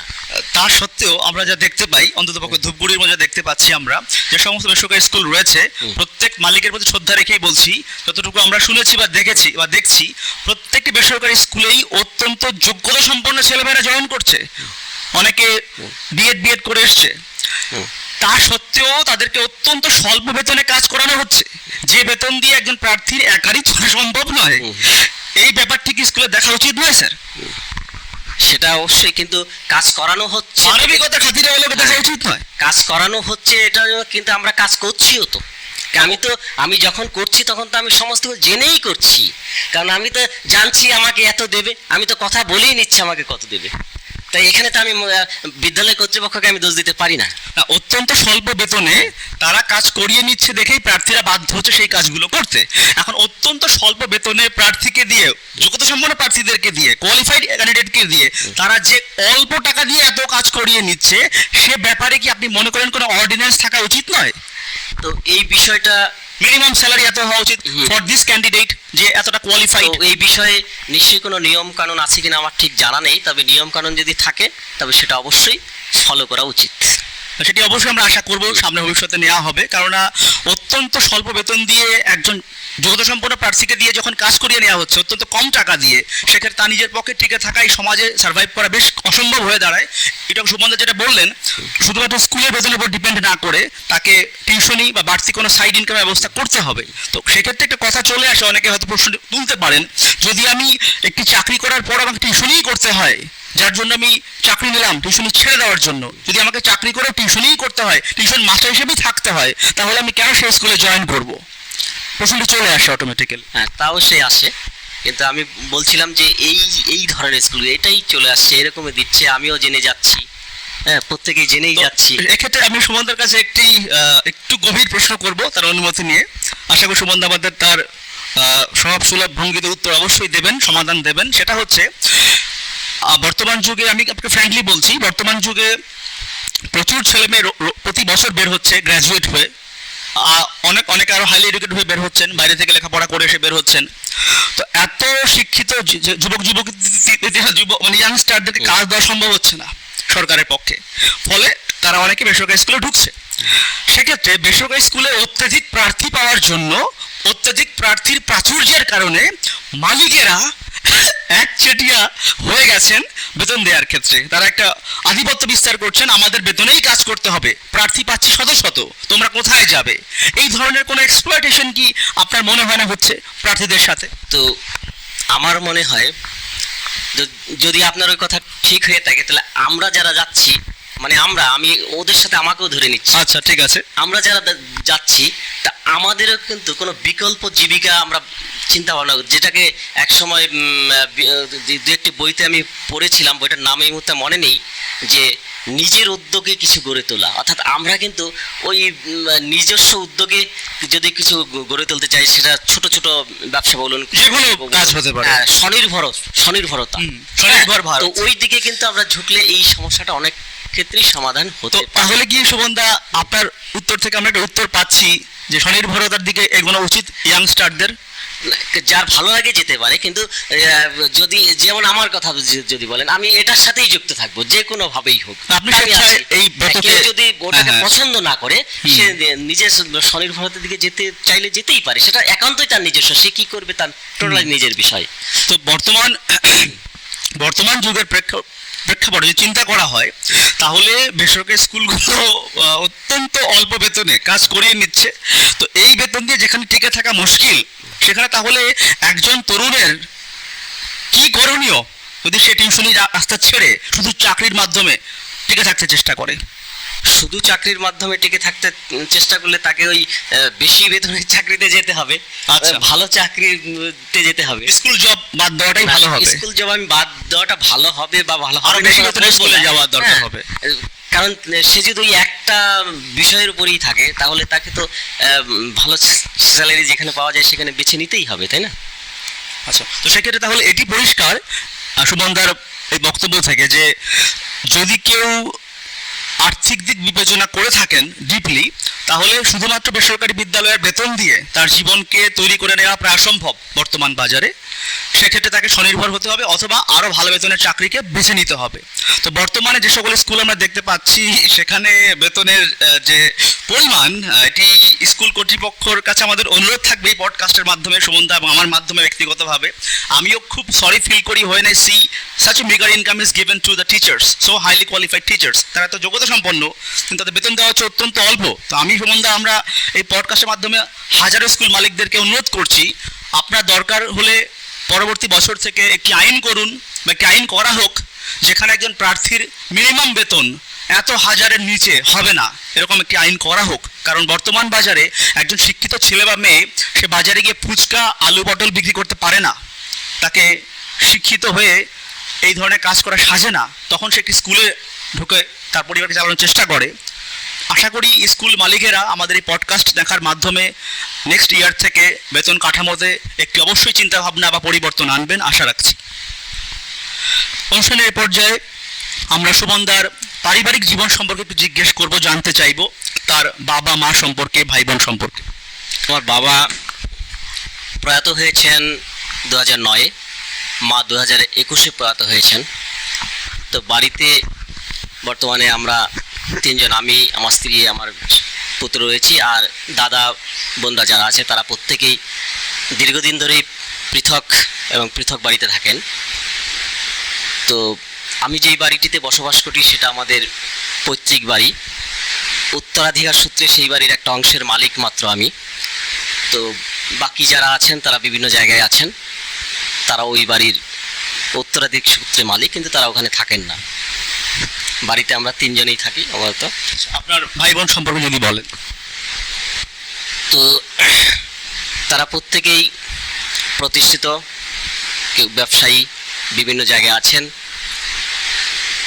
তো এমনি অনুষ্ঠান পারপাস ছাড়া তেমন যোগাযোগ হয়ে ওঠে না, সময়ও হয়ে ওঠে না। আর সবচেয়ে বড় কথা হচ্ছে, যেটা একটা অপ্রিয় সত্য, সেটা হচ্ছে আমার এটা হচ্ছে হৃদয়ের অনুভূতি, অর্থাৎ রক্তের সম্পর্কের মানুষদের সঙ্গে যেরকম সম্পর্ক থাকা উচিত, তো আমার ক্ষেত্রে সেটা নেই। মানে যেহেতু আর্থিকভাবে আমি পিছিয়ে পড়া, তাই আমার সঙ্গে তারা তেমন যোগাযোগও রাখে না, যোগাযোগ নেই বললেই চলে কার্যত। শুধু মাঝে মাঝে ওই উত্তরাধিকার সূত্রে যেই প্রপার্টি পড়ে আছে সেই সংক্রান্ত বিষয়ে মাঝে সাঝে আসে, যদি একটা বিশাল প্রপার্টি নিয়ে আমাদের একটু সমস্যা চলছে, হয়তো মিটিয়েও যাবে। এই তো এটা হচ্ছে অপ্রিয় সত্য যেটা। না, অবশ্যই এটি একটি গুরুত্বপূর্ণ কথা আমি দিতে পারলাম না। সুমন দা অত্যন্ত গুরুত্বপূর্ণ একটি প্রশ্ন, একটি পয়েন্ট উত্থাপন করেছেন, যেটি হয়তো অনেকে এড়িয়ে যেত। আই কংগ্রেচুলেট হিম। তো সেক্ষেত্রে আমি একটু জানতে চাইবো, সেক্ষেত্রে আপনি বলেছেন যে আর্থিক দিক থেকে পিছিয়ে থাকার কারণে তারা আপনাকে কিছুটা উপেক্ষা বা নেগলিজেন্স করেছে, এটি আপনার কেন মনে হলো? তো এটি মনে হওয়া স্বাভাবিক, স্বাভাবিক মনে না হয়তো যোগাযোগ রাখতো, নিয়মিত আসতো। হ্যাঁ, সেটা নিয়ে হয়তো আমারও ভুল হতে আমিও করিনি, কারণ আমি দেখেছি আমার জগতে আমি বেশ ভালো আছি। কারণ তারা কোনো কিছুতেই যোগাযোগ নেই, অথচ যে আমার প্রত্যেক যে প্রপার্টিটা আছে সেটার জন্য মাঝে মাঝেই আসে, অন্য কোনো কারণে আসে না। অতএব এটা কি আত্মীয় স্বজন না ভাই বোনেরা? ভাই বোনেরা। আচ্ছা, তো সেক্ষেত্রে প্রপার্টির স্বার্থে তারা আসছেন। তো সেক্ষেত্রে আপনি আর্থিক দিতে পিছিয়ে থাকার কারণে তাদের তো বেশি করে আসা উচিত, আমি বলবো। আপনি যদি সত্যিই পিছিয়ে থাকেন, তাদের বেশি করে আসা উচিত ছিল। তারা কেন কম আসবে? সেটা হয়তো আমার যোগাযোগের ঘাটতি, আমি আমার ঘাড়ে দায় স্বীকার করে নিয়েছি, তাদেরকে দোষ দিচ্ছি না। আচ্ছা, হয়তো আমার কোনো ত্রুটির জন্যই আসছেন না, আমি তাদেরকে সেভাবে আহ্বান করতে পারিনি। হ্যাঁ, আচ্ছা। তো এবার স্যারের পরিবার যে রয়েছে, তার সন্তান, সে ব্যাপারে জানতে চাচ্ছি। তো আমার একটাই ছেলে, ষষ্ঠ শ্রেণীতে পড়ে, ধূপগুড়ি হাই স্কুলে। আপনারই স্টুডেন্ট ছিল এক সময়, সৌরদীপ। সৌরদীপ। তো আপনার এখানে থাকাকালীনেও ওর যে ইংরেজির ভিতটা যে তৈরি হয়েছিল, সে আজ আমি খুব প্রাউড ফিল করি, সেই ভিতটা আরও সামনের দিকে এগিয়ে নিয়ে যাচ্ছে এবং ইংরেজিটি ভালো পড়তে পারে এবং ইংরেজি সাবজেক্টটা তার অত্যন্ত প্রিয়। সেই সঙ্গে অঙ্ক বিষয়ে একসময় একটু দুর্বলতা ছিল, মানে দুর্বলতা ছিল বলতে ভয় পেত, অঙ্ক করতে চাইতো না। তবে ইদানিং দেখছি অঙ্কের প্রতি একটা দারুণ আগ্রহ জন্মেছে। আচ্ছা, এই ব্যাপারে আমি দর্শকদের একটু বলছি। সৌরদীপ দত্ত স্যারের একমাত্র পুত্র সন্তান। সে ধূপগুড়িতে শুধু লেখাপড়াতে নয়, যারা তাকে ডিপলি জানেন না তাদের উদ্দেশ্যে বলছি, সে শুধু স্টাডিজের দিক থেকে নয়, সে সাংস্কৃতিক দিকেও জড়িত এবং সে শিক্ষাগত এবং সাংস্কৃতিক উভয় ক্ষেত্র থেকেই অসংখ্য পুরস্কার ইতিমধ্যে সে অর্জন করেছে, অসংখ্য পুরস্কারের সে অধিকারী হয়েছে। এবং আমি ব্যক্তিগতভাবে তাকে যতটুকু জানি, সে সাংস্কৃতিক দিকে যথেষ্ট অ্যাক্টিভ এবং তার অনেক পুরস্কারে তার ঘর ভর্তি হয়েছে, যে পুরস্কার হয়তো একজন শিশুর জন্য এই বয়সে অত্যন্ত গর্বের বিষয়। এবং আমি আশা করব সে সাংস্কৃতিক এবং শিক্ষাগত উভয় দিক থেকেই উন্নতির শিখরে একদিন পৌঁছে যাক, পুরো ধূপগুড়ি তাকে একদিন এক নামে চিনুক আমার পক্ষ থেকে, তার জন্য সেই শুভকামনা অবশ্যই থাকবে। তবে আমার এই ছেলের এই আগামীতে এটা ট্রেন ধরে রাখতে পারবে না সেটা আগামীই বলবে, আপনাদের আশীর্বাদ। তবে এই পর্যন্ত যেটুকু এসছে, এর মধ্যে একমাত্র ওকে গাইড করার একমাত্র কৃতিত্ব হচ্ছে ওর মায়ের। আচ্ছা, ওর মায়ের। আমরা বৌদির ব্যাপারে কিছু শুনতে যাচ্ছি। তো উনি হচ্ছেন একজন খুব মুক্ত মনের মানুষ, খুব হাসি খুশিতে থাকতে ভালোবাসেন, সবার সঙ্গে মিশুকে প্রকৃতির। হ্যাঁ, বেশ। তো উনিও একটা সংস্কৃতি প্রেমী, আর ছেলেকে নিয়ে বিভিন্ন জায়গায় যে ছোটাছুটি, বিভিন্ন পরীক্ষা, বিভিন্ন কালচারাল প্রোগ্রাম নিয়ে যাওয়া, আবৃত্তি সেন্টারে নিয়ে যাওয়া, টোটালটাই উনি করে থাকেন। এক কথায় আমার বাড়ির হোম মিনিস্ট্রি, এডুকেশন মিনিস্ট্রি ওনার আন্ডারে। আচ্ছা, এবং তিনি করছেন সাকসেসফুলি এবং দক্ষতার সঙ্গে। আচ্ছা, তো মা ছেলের সম্পর্ক আপনার চোখে কেমন? মা ছেলের সম্পর্ক যথেষ্ট ভালো, যথেষ্ট মানে বেস্ট ফ্রেন্ডের মতো। এই ট্রেন যদি বজায় থাকে, একবার মায়ের আশীর্বাদে ও নিজেকে প্রতিষ্ঠিত করতে পারবে। আর ওর কাছে আমার, ভগবানের কাছে আমার একটাই প্রার্থনা করি, হে ঈশ্বর, আমার সন্তানকে যে আমি কোনো প্রকার ঐশ্বর্য দিয়ে যেতে চাই না, উত্তরাধিকার সূত্রে কোনো ঐশ্বর্য আমি দিয়ে যেতে চাই না, কোনো সম্পদ দিয়ে যেতে চাই না। আমি ওকে সহযোগিতা করতে চাই, সেই সহযোগিতা যেই সহযোগিতাকে নিয়ে ও নিজেকে সম্পদ তৈরি করতে পারে, এবং নিজেকে সবচেয়ে আগে হচ্ছে ভালো মানুষ হতে হবে, ভালো মনের মানুষ। বড় মানুষ, বিত্তশালী মানুষ সেটা পরের কথা, অর্থাৎ মানুষের পাশে দাঁড়াতে হবে। যদি আমি অন্যের দুঃখে নিজের চোখ দিয়ে এক ফোঁটা আমার অশ্রু না বেরোয়, তাহলে আমি মানুষ হতে পারলাম কই? এটা আমার অনুভূতি।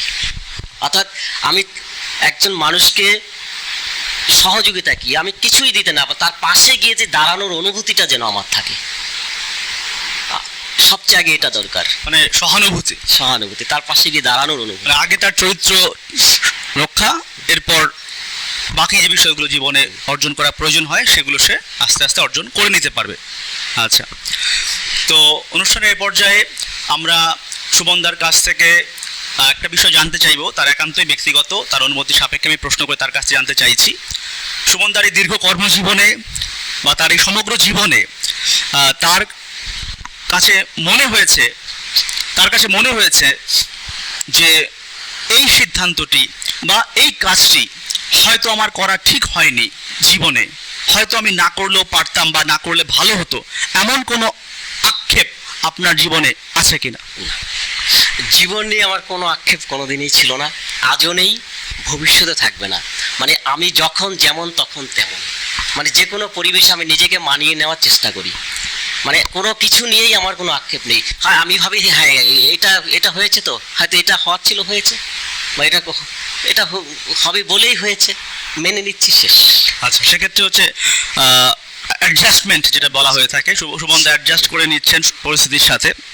তবে এক্ষেত্রে যদি আপনি অনুমতি দেন, একটা জিনিস বলতে পারি যে কখনো কখনো তো সাধারণত আমরা সিনিয়র যারা বয়োজ্যেষ্ঠ তাদের এই পরামর্শ নিয়ে আমরা, এটা ট্র্যাডিশন যে যারা সিনিয়র তাদের মতামত নেব, তাদের অগ্রজ তাদের কাছ থেকেই পরামর্শ নিয়ে চলবো। কিন্তু কখনো কখনো কিছু বয়সে হয়তো আমার থেকে কম, কিন্তু তার উপস্থাপনা জ্ঞান এবং কোনো জিনিস বিচার বিশ্লেষণ করার যে একটা ক্ষমতা, হ্যাঁ, তথ্য নির্ভর একটা কোনো কিছু উপস্থাপন করা, সেটা কিন্তু যথেষ্ট ভালো থাকে। আমি কিন্তু এরকম গ্রহণ করি, আলোচনা করি। সেক্ষেত্রে আমাকে বিভিন্ন জায়গায় বিভিন্ন সময়ে একটা সুন্দরভাবে কোনো একটা জিনিস নিয়ে যে এই জিনিসটা এই হবে না, এই হবে, এই হতে পারে, সুন্দর প্রাঞ্জল ভাষায় একবারে অকপটে, হ্যাঁ, যেটা ঠিক সেটা বলে দেন একজন, তার কাছে আমি কৃতজ্ঞ, খুব ভালো। সেটা হচ্ছে যার কথা একটু আগে আপনাকে বলেছিলাম, আপনি নিশ্চয়ই বুঝতে পেরে গেছেন এতক্ষণে, কোন টিচার? হ্যাঁ, বিরাজ স্যার। বিরাজ দে, খুব বিশ্লেষণ শক্তি খুব ভালো, খুব ভালো। ওর কাছ থেকে আমি খুব এই সমস্ত বিষয়গুলোতে অনেক সময় ডিসকাস করি, খুব ভালো লাগে। আচ্ছা, এই প্রসঙ্গে বলতে হয় বিরাজ স্যার ধূপগুড়ির একজন খ্যাতনামা নৃত্যশিল্পী, যতটুকু আমি জানি, এবং অভিনয় শিল্পীও বটে। তো তাকেও আমরা চেষ্টা করবো আমাদের পডকাস্টে কোনো একদিন দর্শকদের সামনে হাজির করবার, যদি তিনি অনুমতি দেন আমাদেরকে। এবং স্যারের যেহেতু অত্যন্ত স্নেহের ছাত্র ছিলেন এক সময়, এখন তিনি খুব কাছের একজন কলিগ বা সহকর্মী, এবং তিনিও যতটুকু আমি জানি বিবেকানন্দ স্কুলে কর্মরত রয়েছেন। তো সেই স্যারকে অবশ্যই আমাদের পক্ষ থেকে আমন্ত্রণ থাকবে সামনের কোনো একটা দিন আনবার জন্য। তো সুমনদার কাছ থেকে এবার আমরা কিছু প্রশ্নের সরাসরি উত্তর নেব ওনার অনুমতি সাপেক্ষে। তো সুমনদা, শুরু করা যাক সেই সরাসরি প্রশ্নের উত্তর। সুমনদার কাছে প্রথম প্রশ্ন, বর্তমান পলিটিক্যাল আনরেস্ট সম্পর্কে আপনার মতামত কি?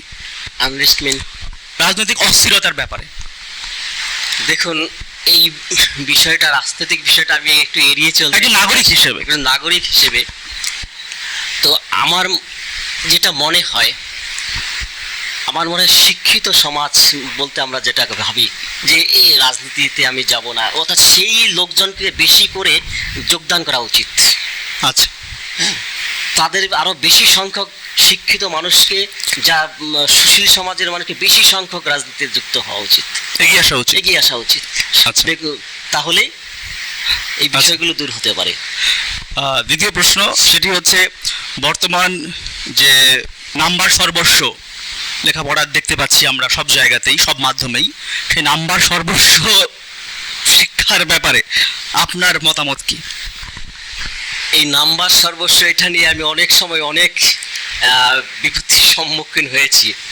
তো এটা আমারও ভালো লাগে না যে আমি মার্কশিটে অনেক নম্বর আমার, কিন্তু আমি কার্যক্ষেত্রে অনেকটাই গ্যাপ, তাই না? তো এখন নাম্বারই চলছে। আচ্ছা, এরপরের প্রশ্ন, বর্তমান যুগের প্রেক্ষাপটে আপনি ইংরেজি শিক্ষাকে পশ্চিমবাংলার প্রেক্ষাপটে কিভাবে জাজ করবেন? এটা কি উপযুক্ত বলে মনে করেন এটা চলছে? ইংরেজি শিক্ষা তো অবশ্যই প্রয়োজন, আর ইংরেজি শিক্ষা পাশাপাশি সবচেয়ে আগে নিজের ভাষা প্রত্যেকটা মানুষেরই, অর্থাৎ মাতৃভাষাটাকে যথার্থ ভালোভাবে শেখা উচিত। ভুল ইংরেজি বলে যদি আমরা বাহাবা দেই, কিন্তু ভুল বাংলা বললে কিন্তু আমরা নিজেকে সংশোধন করার চেষ্টা করি না। আমি অনেক সময় বলে থাকি বা আমরা বলে থাকি যে ওই যে সেই কবিতার মনে পড়ে গেল, আমার কি ছেলেটা এটা বাংলাটা ঠিক বোঝে না। অর্থাৎ এটা যেন কেমন একটা নিজেকে কৌলিন্য বোধ করি যে বাংলা আমি ভালো পারি না। অর্থাৎ মাতৃভাষা মাতৃদুগ্ধ সমান, তাই তো? মাতৃভাষাটাকে প্রাধান্য দিয়ে তারপরে ইংরেজি অবশ্যই প্রয়োজনীয়তা আছে, ইন্টারন্যাশনাল ল্যাঙ্গুয়েজ অবশ্যই দরকার আছে, সর্বভারতীয় ক্ষেত্রে ইংরেজিতে হয়। জানি না ইদানিং মাতৃভাষায় চালু হয়েছে কিনা, কোনো পরীক্ষা কি চালু হয়েছে? আপনার কাছে তথ্য থাকলে থাকতেও পারে। হ্যাঁ, মাতৃভাষার মাধ্যমে সর্বভারতীয় কোনো পরীক্ষা, অল ইন্ডিয়ার পরীক্ষা আমার জানা মতে এখন আমি দেখিনি। ইংরেজি এবং হিন্দি অ্যালাউড। তাহলে তো ইংরেজিকে অবশ্যই প্রাধান্য দেওয়া উচিত, আর ইংরেজিতে ভালো হওয়া এটা সুফলও আছে। তো পশ্চিমবাংলার বর্তমান যে শিক্ষা ব্যবস্থা, আপনি কি মনে করেন এই ব্যবস্থাটি ইংরেজি শিক্ষার জন্য যথেষ্ট? না, এই বিষয়ে আমি যথেষ্ট ওয়াকিবহাল নই, তাই আমি প্রশ্নের উত্তর সরাসরি দিতে পারছি না। আচ্ছা, শিক্ষার্থীদের মাঝে নাম্বার বেশি পেতে হবে এমন একটি ধারণা কিছু অভিভাবক ঢুকিয়ে দিয়ে থাকেন, ফলে তারা অনেক হতাশায় ভুগতে থাকে কম নাম্বার পেয়ে। এটিকে আপনি কিভাবে দেখেন? এটা হচ্ছে যতটা না শিশুদের, তার চেয়ে বেশি আমাদের অভিভাবকদের। অবশ্যই, হ্যাঁ, অর্থাৎ ওর ছেলে অত নম্বর পেয়েছে, আমার ছেলে কেন পেল না? অর্থাৎ আমার শিশুর থেকে যেন আমার মন খারাপটা বেশি। সবচেয়ে আগে আমাদেরকে সংশোধন করতে হবে। আমি যদি আমার ছেলেকে বলি, বাবা বিবেকানন্দ অমন করেছিলেন, তুমি বিবেকানন্দের মতাদর্শকে গ্রহণ করো, কিন্তু আমার ছেলে যদি আমাকে প্রশ্ন করে, তুমি বিশ্বনাথ দত্তের মতাদর্শ কি তোমার মধ্যে আছে? করতেই তো পারে না।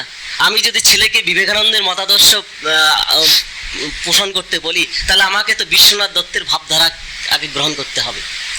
আমি যদি ছেলেকে বিদ্যাসাগরের মতাদর্শ গ্রহণ করতে বলি, আমাকে তো ঈশ্বর কি যেন বিদ্যাসাগরের বাবার নাম, সম্ভবত ঠাকুরদাস বন্দ্যোপাধ্যায়ের ভাবাদর্শকে গ্রহণ করতে হবে।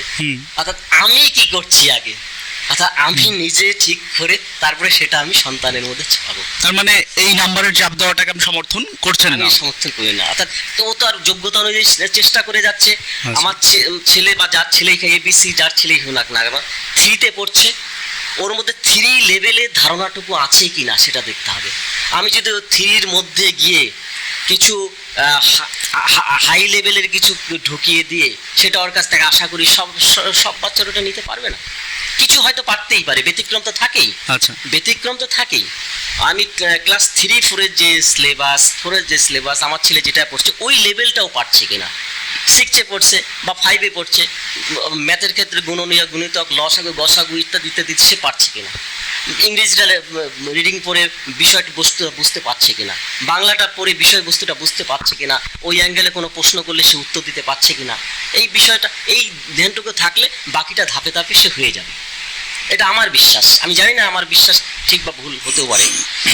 আচ্ছা, তো সেক্ষেত্রে তাহলে অভিভাবকদের উচিত শিক্ষার্থীদেরকে চাপ না দিয়ে তাদের স্বাধীনভাবে পড়তে দেওয়ার সুযোগ দেওয়া। আচ্ছা, এবারে সুমনদার কাছে আমাদের প্রশ্ন, বর্তমানে আমাদের যে হিন্দুত্ববাদী চিন্তাভাবনা আমরা দেখতে পাচ্ছি, হিন্দু শাস্ত্র নিয়ে গবেষণা হচ্ছে, বৈদিক পদ্ধতি নিয়ে গবেষণা হচ্ছে, এবং ওয়েস্টার্ন যে কালচার দেখতে পাচ্ছি আমরা, ওয়েস্টার্নাইজড হচ্ছে ভারতের কিছু শ্রেণী, বা কিছু অংশ। তো দেশীয় সংস্কৃতি বনাম বৈদেশিক সংস্কৃতি, বিশ্বায়নের এই যুগে ওয়েস্টার্ন সংস্কৃতি মিশবেই, আবার দেশের সংস্কৃতিকে ধরে রাখতে হবে। তো এ ব্যাপারে একটি কঠিন সমন্বয়ের প্রয়োজন। তো আপনার মতে দেশীয় ঐতিহ্য ধরে রাখা আর বৈদেশিক সংস্কৃতির যে আগমন, সেটিকে ঠেকানো বা সেটিকে গ্রহণ করা, এই দুটির মধ্যে কি করে আমরা সমন্বয় সাধন করতে পারি? বিষয়টা হচ্ছে যে অর্থাৎ আমি আমার ঘরের পরিবেশকেও রক্ষা করব, বাইরের পরিবেশকেও রক্ষা করব, কারণ বাইরেও আমাকে যেতে হবে। অর্থাৎ আমার নিজস্বতাকে কখনোই বিসর্জন দিয়ে নয়, আমার নিজস্বতাকে রক্ষা করেই আমি অপরের সঙ্গে সমন্বয় করব। কোনো অবস্থাতেই আমার নিজস্ব কৃষ্টি, কালচার, সংস্কৃতিকে অবজ্ঞা করে নয়, সেটাকে ধরে রেখে সেটাকে যথাযোগ্য মর্যাদা দিয়ে এবং বাইরের যেটুকু দরকার অর্থাৎ যেখানে প্রয়োজন মাফিক প্রাধান্য দিতে হবে। আচ্ছা, বর্তমান যুগে আমরা দেখতে পাচ্ছি যে মোবাইলের কারণে অনেক শিক্ষার্থীদের শিক্ষা জীবন বিঘ্নিত হচ্ছে।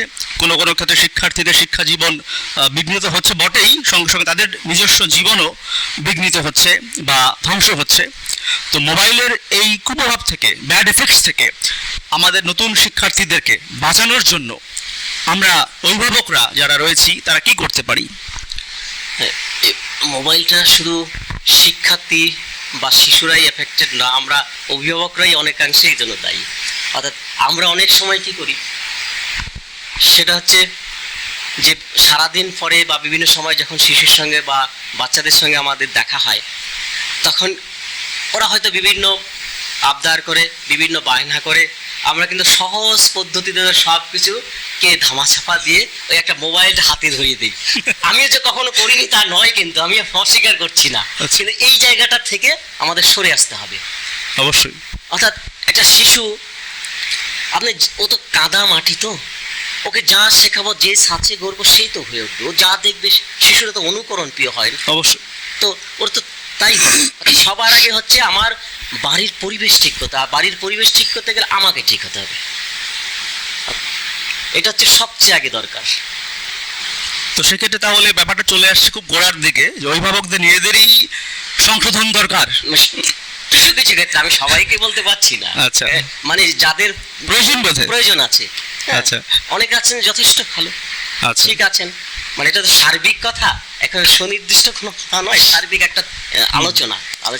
যদি আমাদের মধ্যে এরকম কিছু থেকে থাকে, আমরা নিজেকে শুধরে নেব, তাই না? আবার প্রয়োজনও আছে, কিছু কিছু জিনিস থাকে অনেক সময় আমরা সলভ করতে পারি, দেখতে হয়, গুগলে গিয়ে দেখতে হয়, শিক্ষামূলক ডিকশনারিতে আমরা দেখতে ভুলেই গেছি, ব্যাপার দেখে নেই যে এখানে প্রয়োজনও আছে, এটাকে অস্বীকারও করা যায় না। আচ্ছা, এবারে অনুষ্ঠানের শেষের দিকে চলে এসেছি আমরা। এবার কিছু রাষ্ট্রগত কিছু বিষয়, অল্প কিছু বিষয় জিজ্ঞেস করে আমরা আজকের পডকাস্ট শেষ করব। আমাদের ভারতবর্ষে বেকারত্ব চরম আকার ধারণ করেছে বিগত এক দশকে বা আরও বেশি সময় ধরে। এই চরম বেকারত্বের ফলে অনেক সামাজিক অপরাধ দেখা দিচ্ছে, সমস্যা দেখা দিচ্ছে।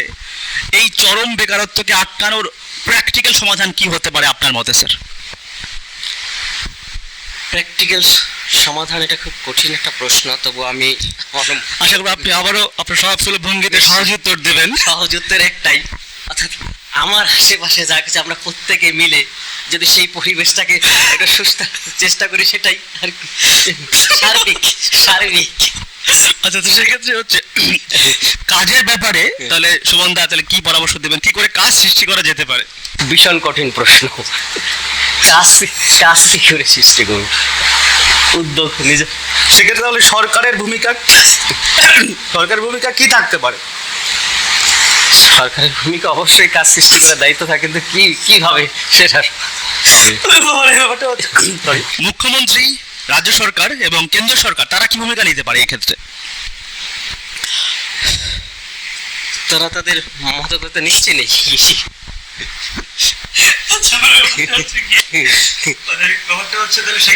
সমাধানটা কি হতে পারে সামনের দিনগুলোতে? নিশ্চয়ই পরিকল্পনা তো তার নিতে হবেই, নিচ্ছে না। এবারে আমাদের আজকের অনুষ্ঠানের শেষ পর্যায়ে আমরা সুমনদার কাছ থেকে শেষ একটি ব্যাপারে কিছু পরামর্শ চেয়ে আমাদের আজকের পডকাস্ট শেষ করব। সেটি হচ্ছে, উনি দীর্ঘদিন যাবৎ জড়িত রয়েছেন শিক্ষকতার সাথে, যেটি একটি মহান মহান পেশা, মানুষ গড়বার কারিগর। তো তার কাছ থেকে আমরা শুনতে চাইব শেষ একটি বিষয়ে, সেটি হচ্ছে মুখস্থ বিদ্যা, এটিকে বাদ দিয়ে সৃজনশীল শিক্ষা পদ্ধতি বা ক্রিয়েটিভিটিকে যদি আমরা উন্নত করতে চাই, তাহলে কি করা যেতে পারে আমাদের শিক্ষার্থীদের জন্য? তো এ প্রসঙ্গে একটা লাইন বলছি, জানি না লাইনটা এই প্রসঙ্গে প্রাসঙ্গিক কিনা। গ্রন্থগত বিদ্যা আর হচ্ছে পরহস্তে ধন, নহে বিদ্যা নহে ধন হলে প্রয়োজন। অর্থাৎ মুখস্থ যে পার্টিকুলার একটা প্রশ্ন, এই প্রশ্নের এই উত্তর মুখস্থ করে গেলাম, হ্যাঁ, পরীক্ষা হলে ওই প্রশ্নটাই, কিন্তু ওই উত্তরটাই হবে, কিন্তু প্রশ্নটা একটু ঘুরিয়ে দেওয়া, ঘুরিয়ে দেওয়া। আমি চলে এলাম, উত্তরটা আমি লিখতে পারিনি, কেননা আমি পড়ে যাইনি। আর যদি কোনো একটা বিষয়বস্তু, ধরেন বাংলা ক্লাস 6 একটা বাংলা গল্প আছে, গল্পটার নাম হচ্ছে ফাঁকি। ফাঁকি লেখক একটা উড়িয়া লেখক, বাংলা ভাষা। তো ওই গল্পটা যদি আদ্যপ্রান্ত, গল্পটা অনেকটা লম্বা, অনেকের পড়ার ধৈর্য নাও ধরতে পারে। তো ওই গল্পটা আদ্যপ্রান্ত পড়ে আলোচনা করে গল্পটার বিষয়বস্তু বুঝে বা যদি সম্ভব হয় তার একটা প্রাক কথন, যেটাকে বলে, যে কোনো টপিক শুরু করার আগে প্রাক কথনটা কিন্তু ভীষণ জরুরি, ভূমিকাটা, যে বাংলা যেটা প্রাক কথন বলা হয়। তারপরে সামগ্রিক আলোচনার পরে যেটাকে বলে সারাংশ, আপনার ভাষায় এটা একটু সুন্দর হবে, অন্য কিছু সারমর্ম, সেটাকে নিয়ে আসার পরে তারপরে শিক্ষার্থীকে যদি বিভিন্ন অ্যাঙ্গেলে প্রশ্ন করা হয়, উত্তর একই, ঘুরিয়ে, সকালে কি খেয়েছো, সকালে ভাত খেয়েছো। তো এই একই জিনিস যদি বিভিন্ন অ্যাঙ্গেলে ঘুরিয়ে দেওয়া হয়, তখন কিন্তু দেখবেন ওর মুখস্থ করার চাপ অনেক কমে যাবে, সে কিন্তু ভালো লিখতে পারবে। এটা আমি আমার স্টুডেন্টদেরকে অ্যাপ্লাই করে দেখেছি, সেক্ষেত্রে কিন্তু তারা ভালো সুফলও পেয়েছি। আচ্ছা, তার মানে হচ্ছে সবার উপরে উপলব্ধি করার ক্ষমতাটা আগে, তার মানে সবার উপরে উপলব্ধি করার ক্ষমতাটা আগে। উপলব্ধি করতে পারলে যে কোনো শিক্ষার্থী মুখস্থ না করেও পরীক্ষাতে ভালো লিখে ভালো নম্বর অর্জন করার ক্ষমতা রাখতে পারে।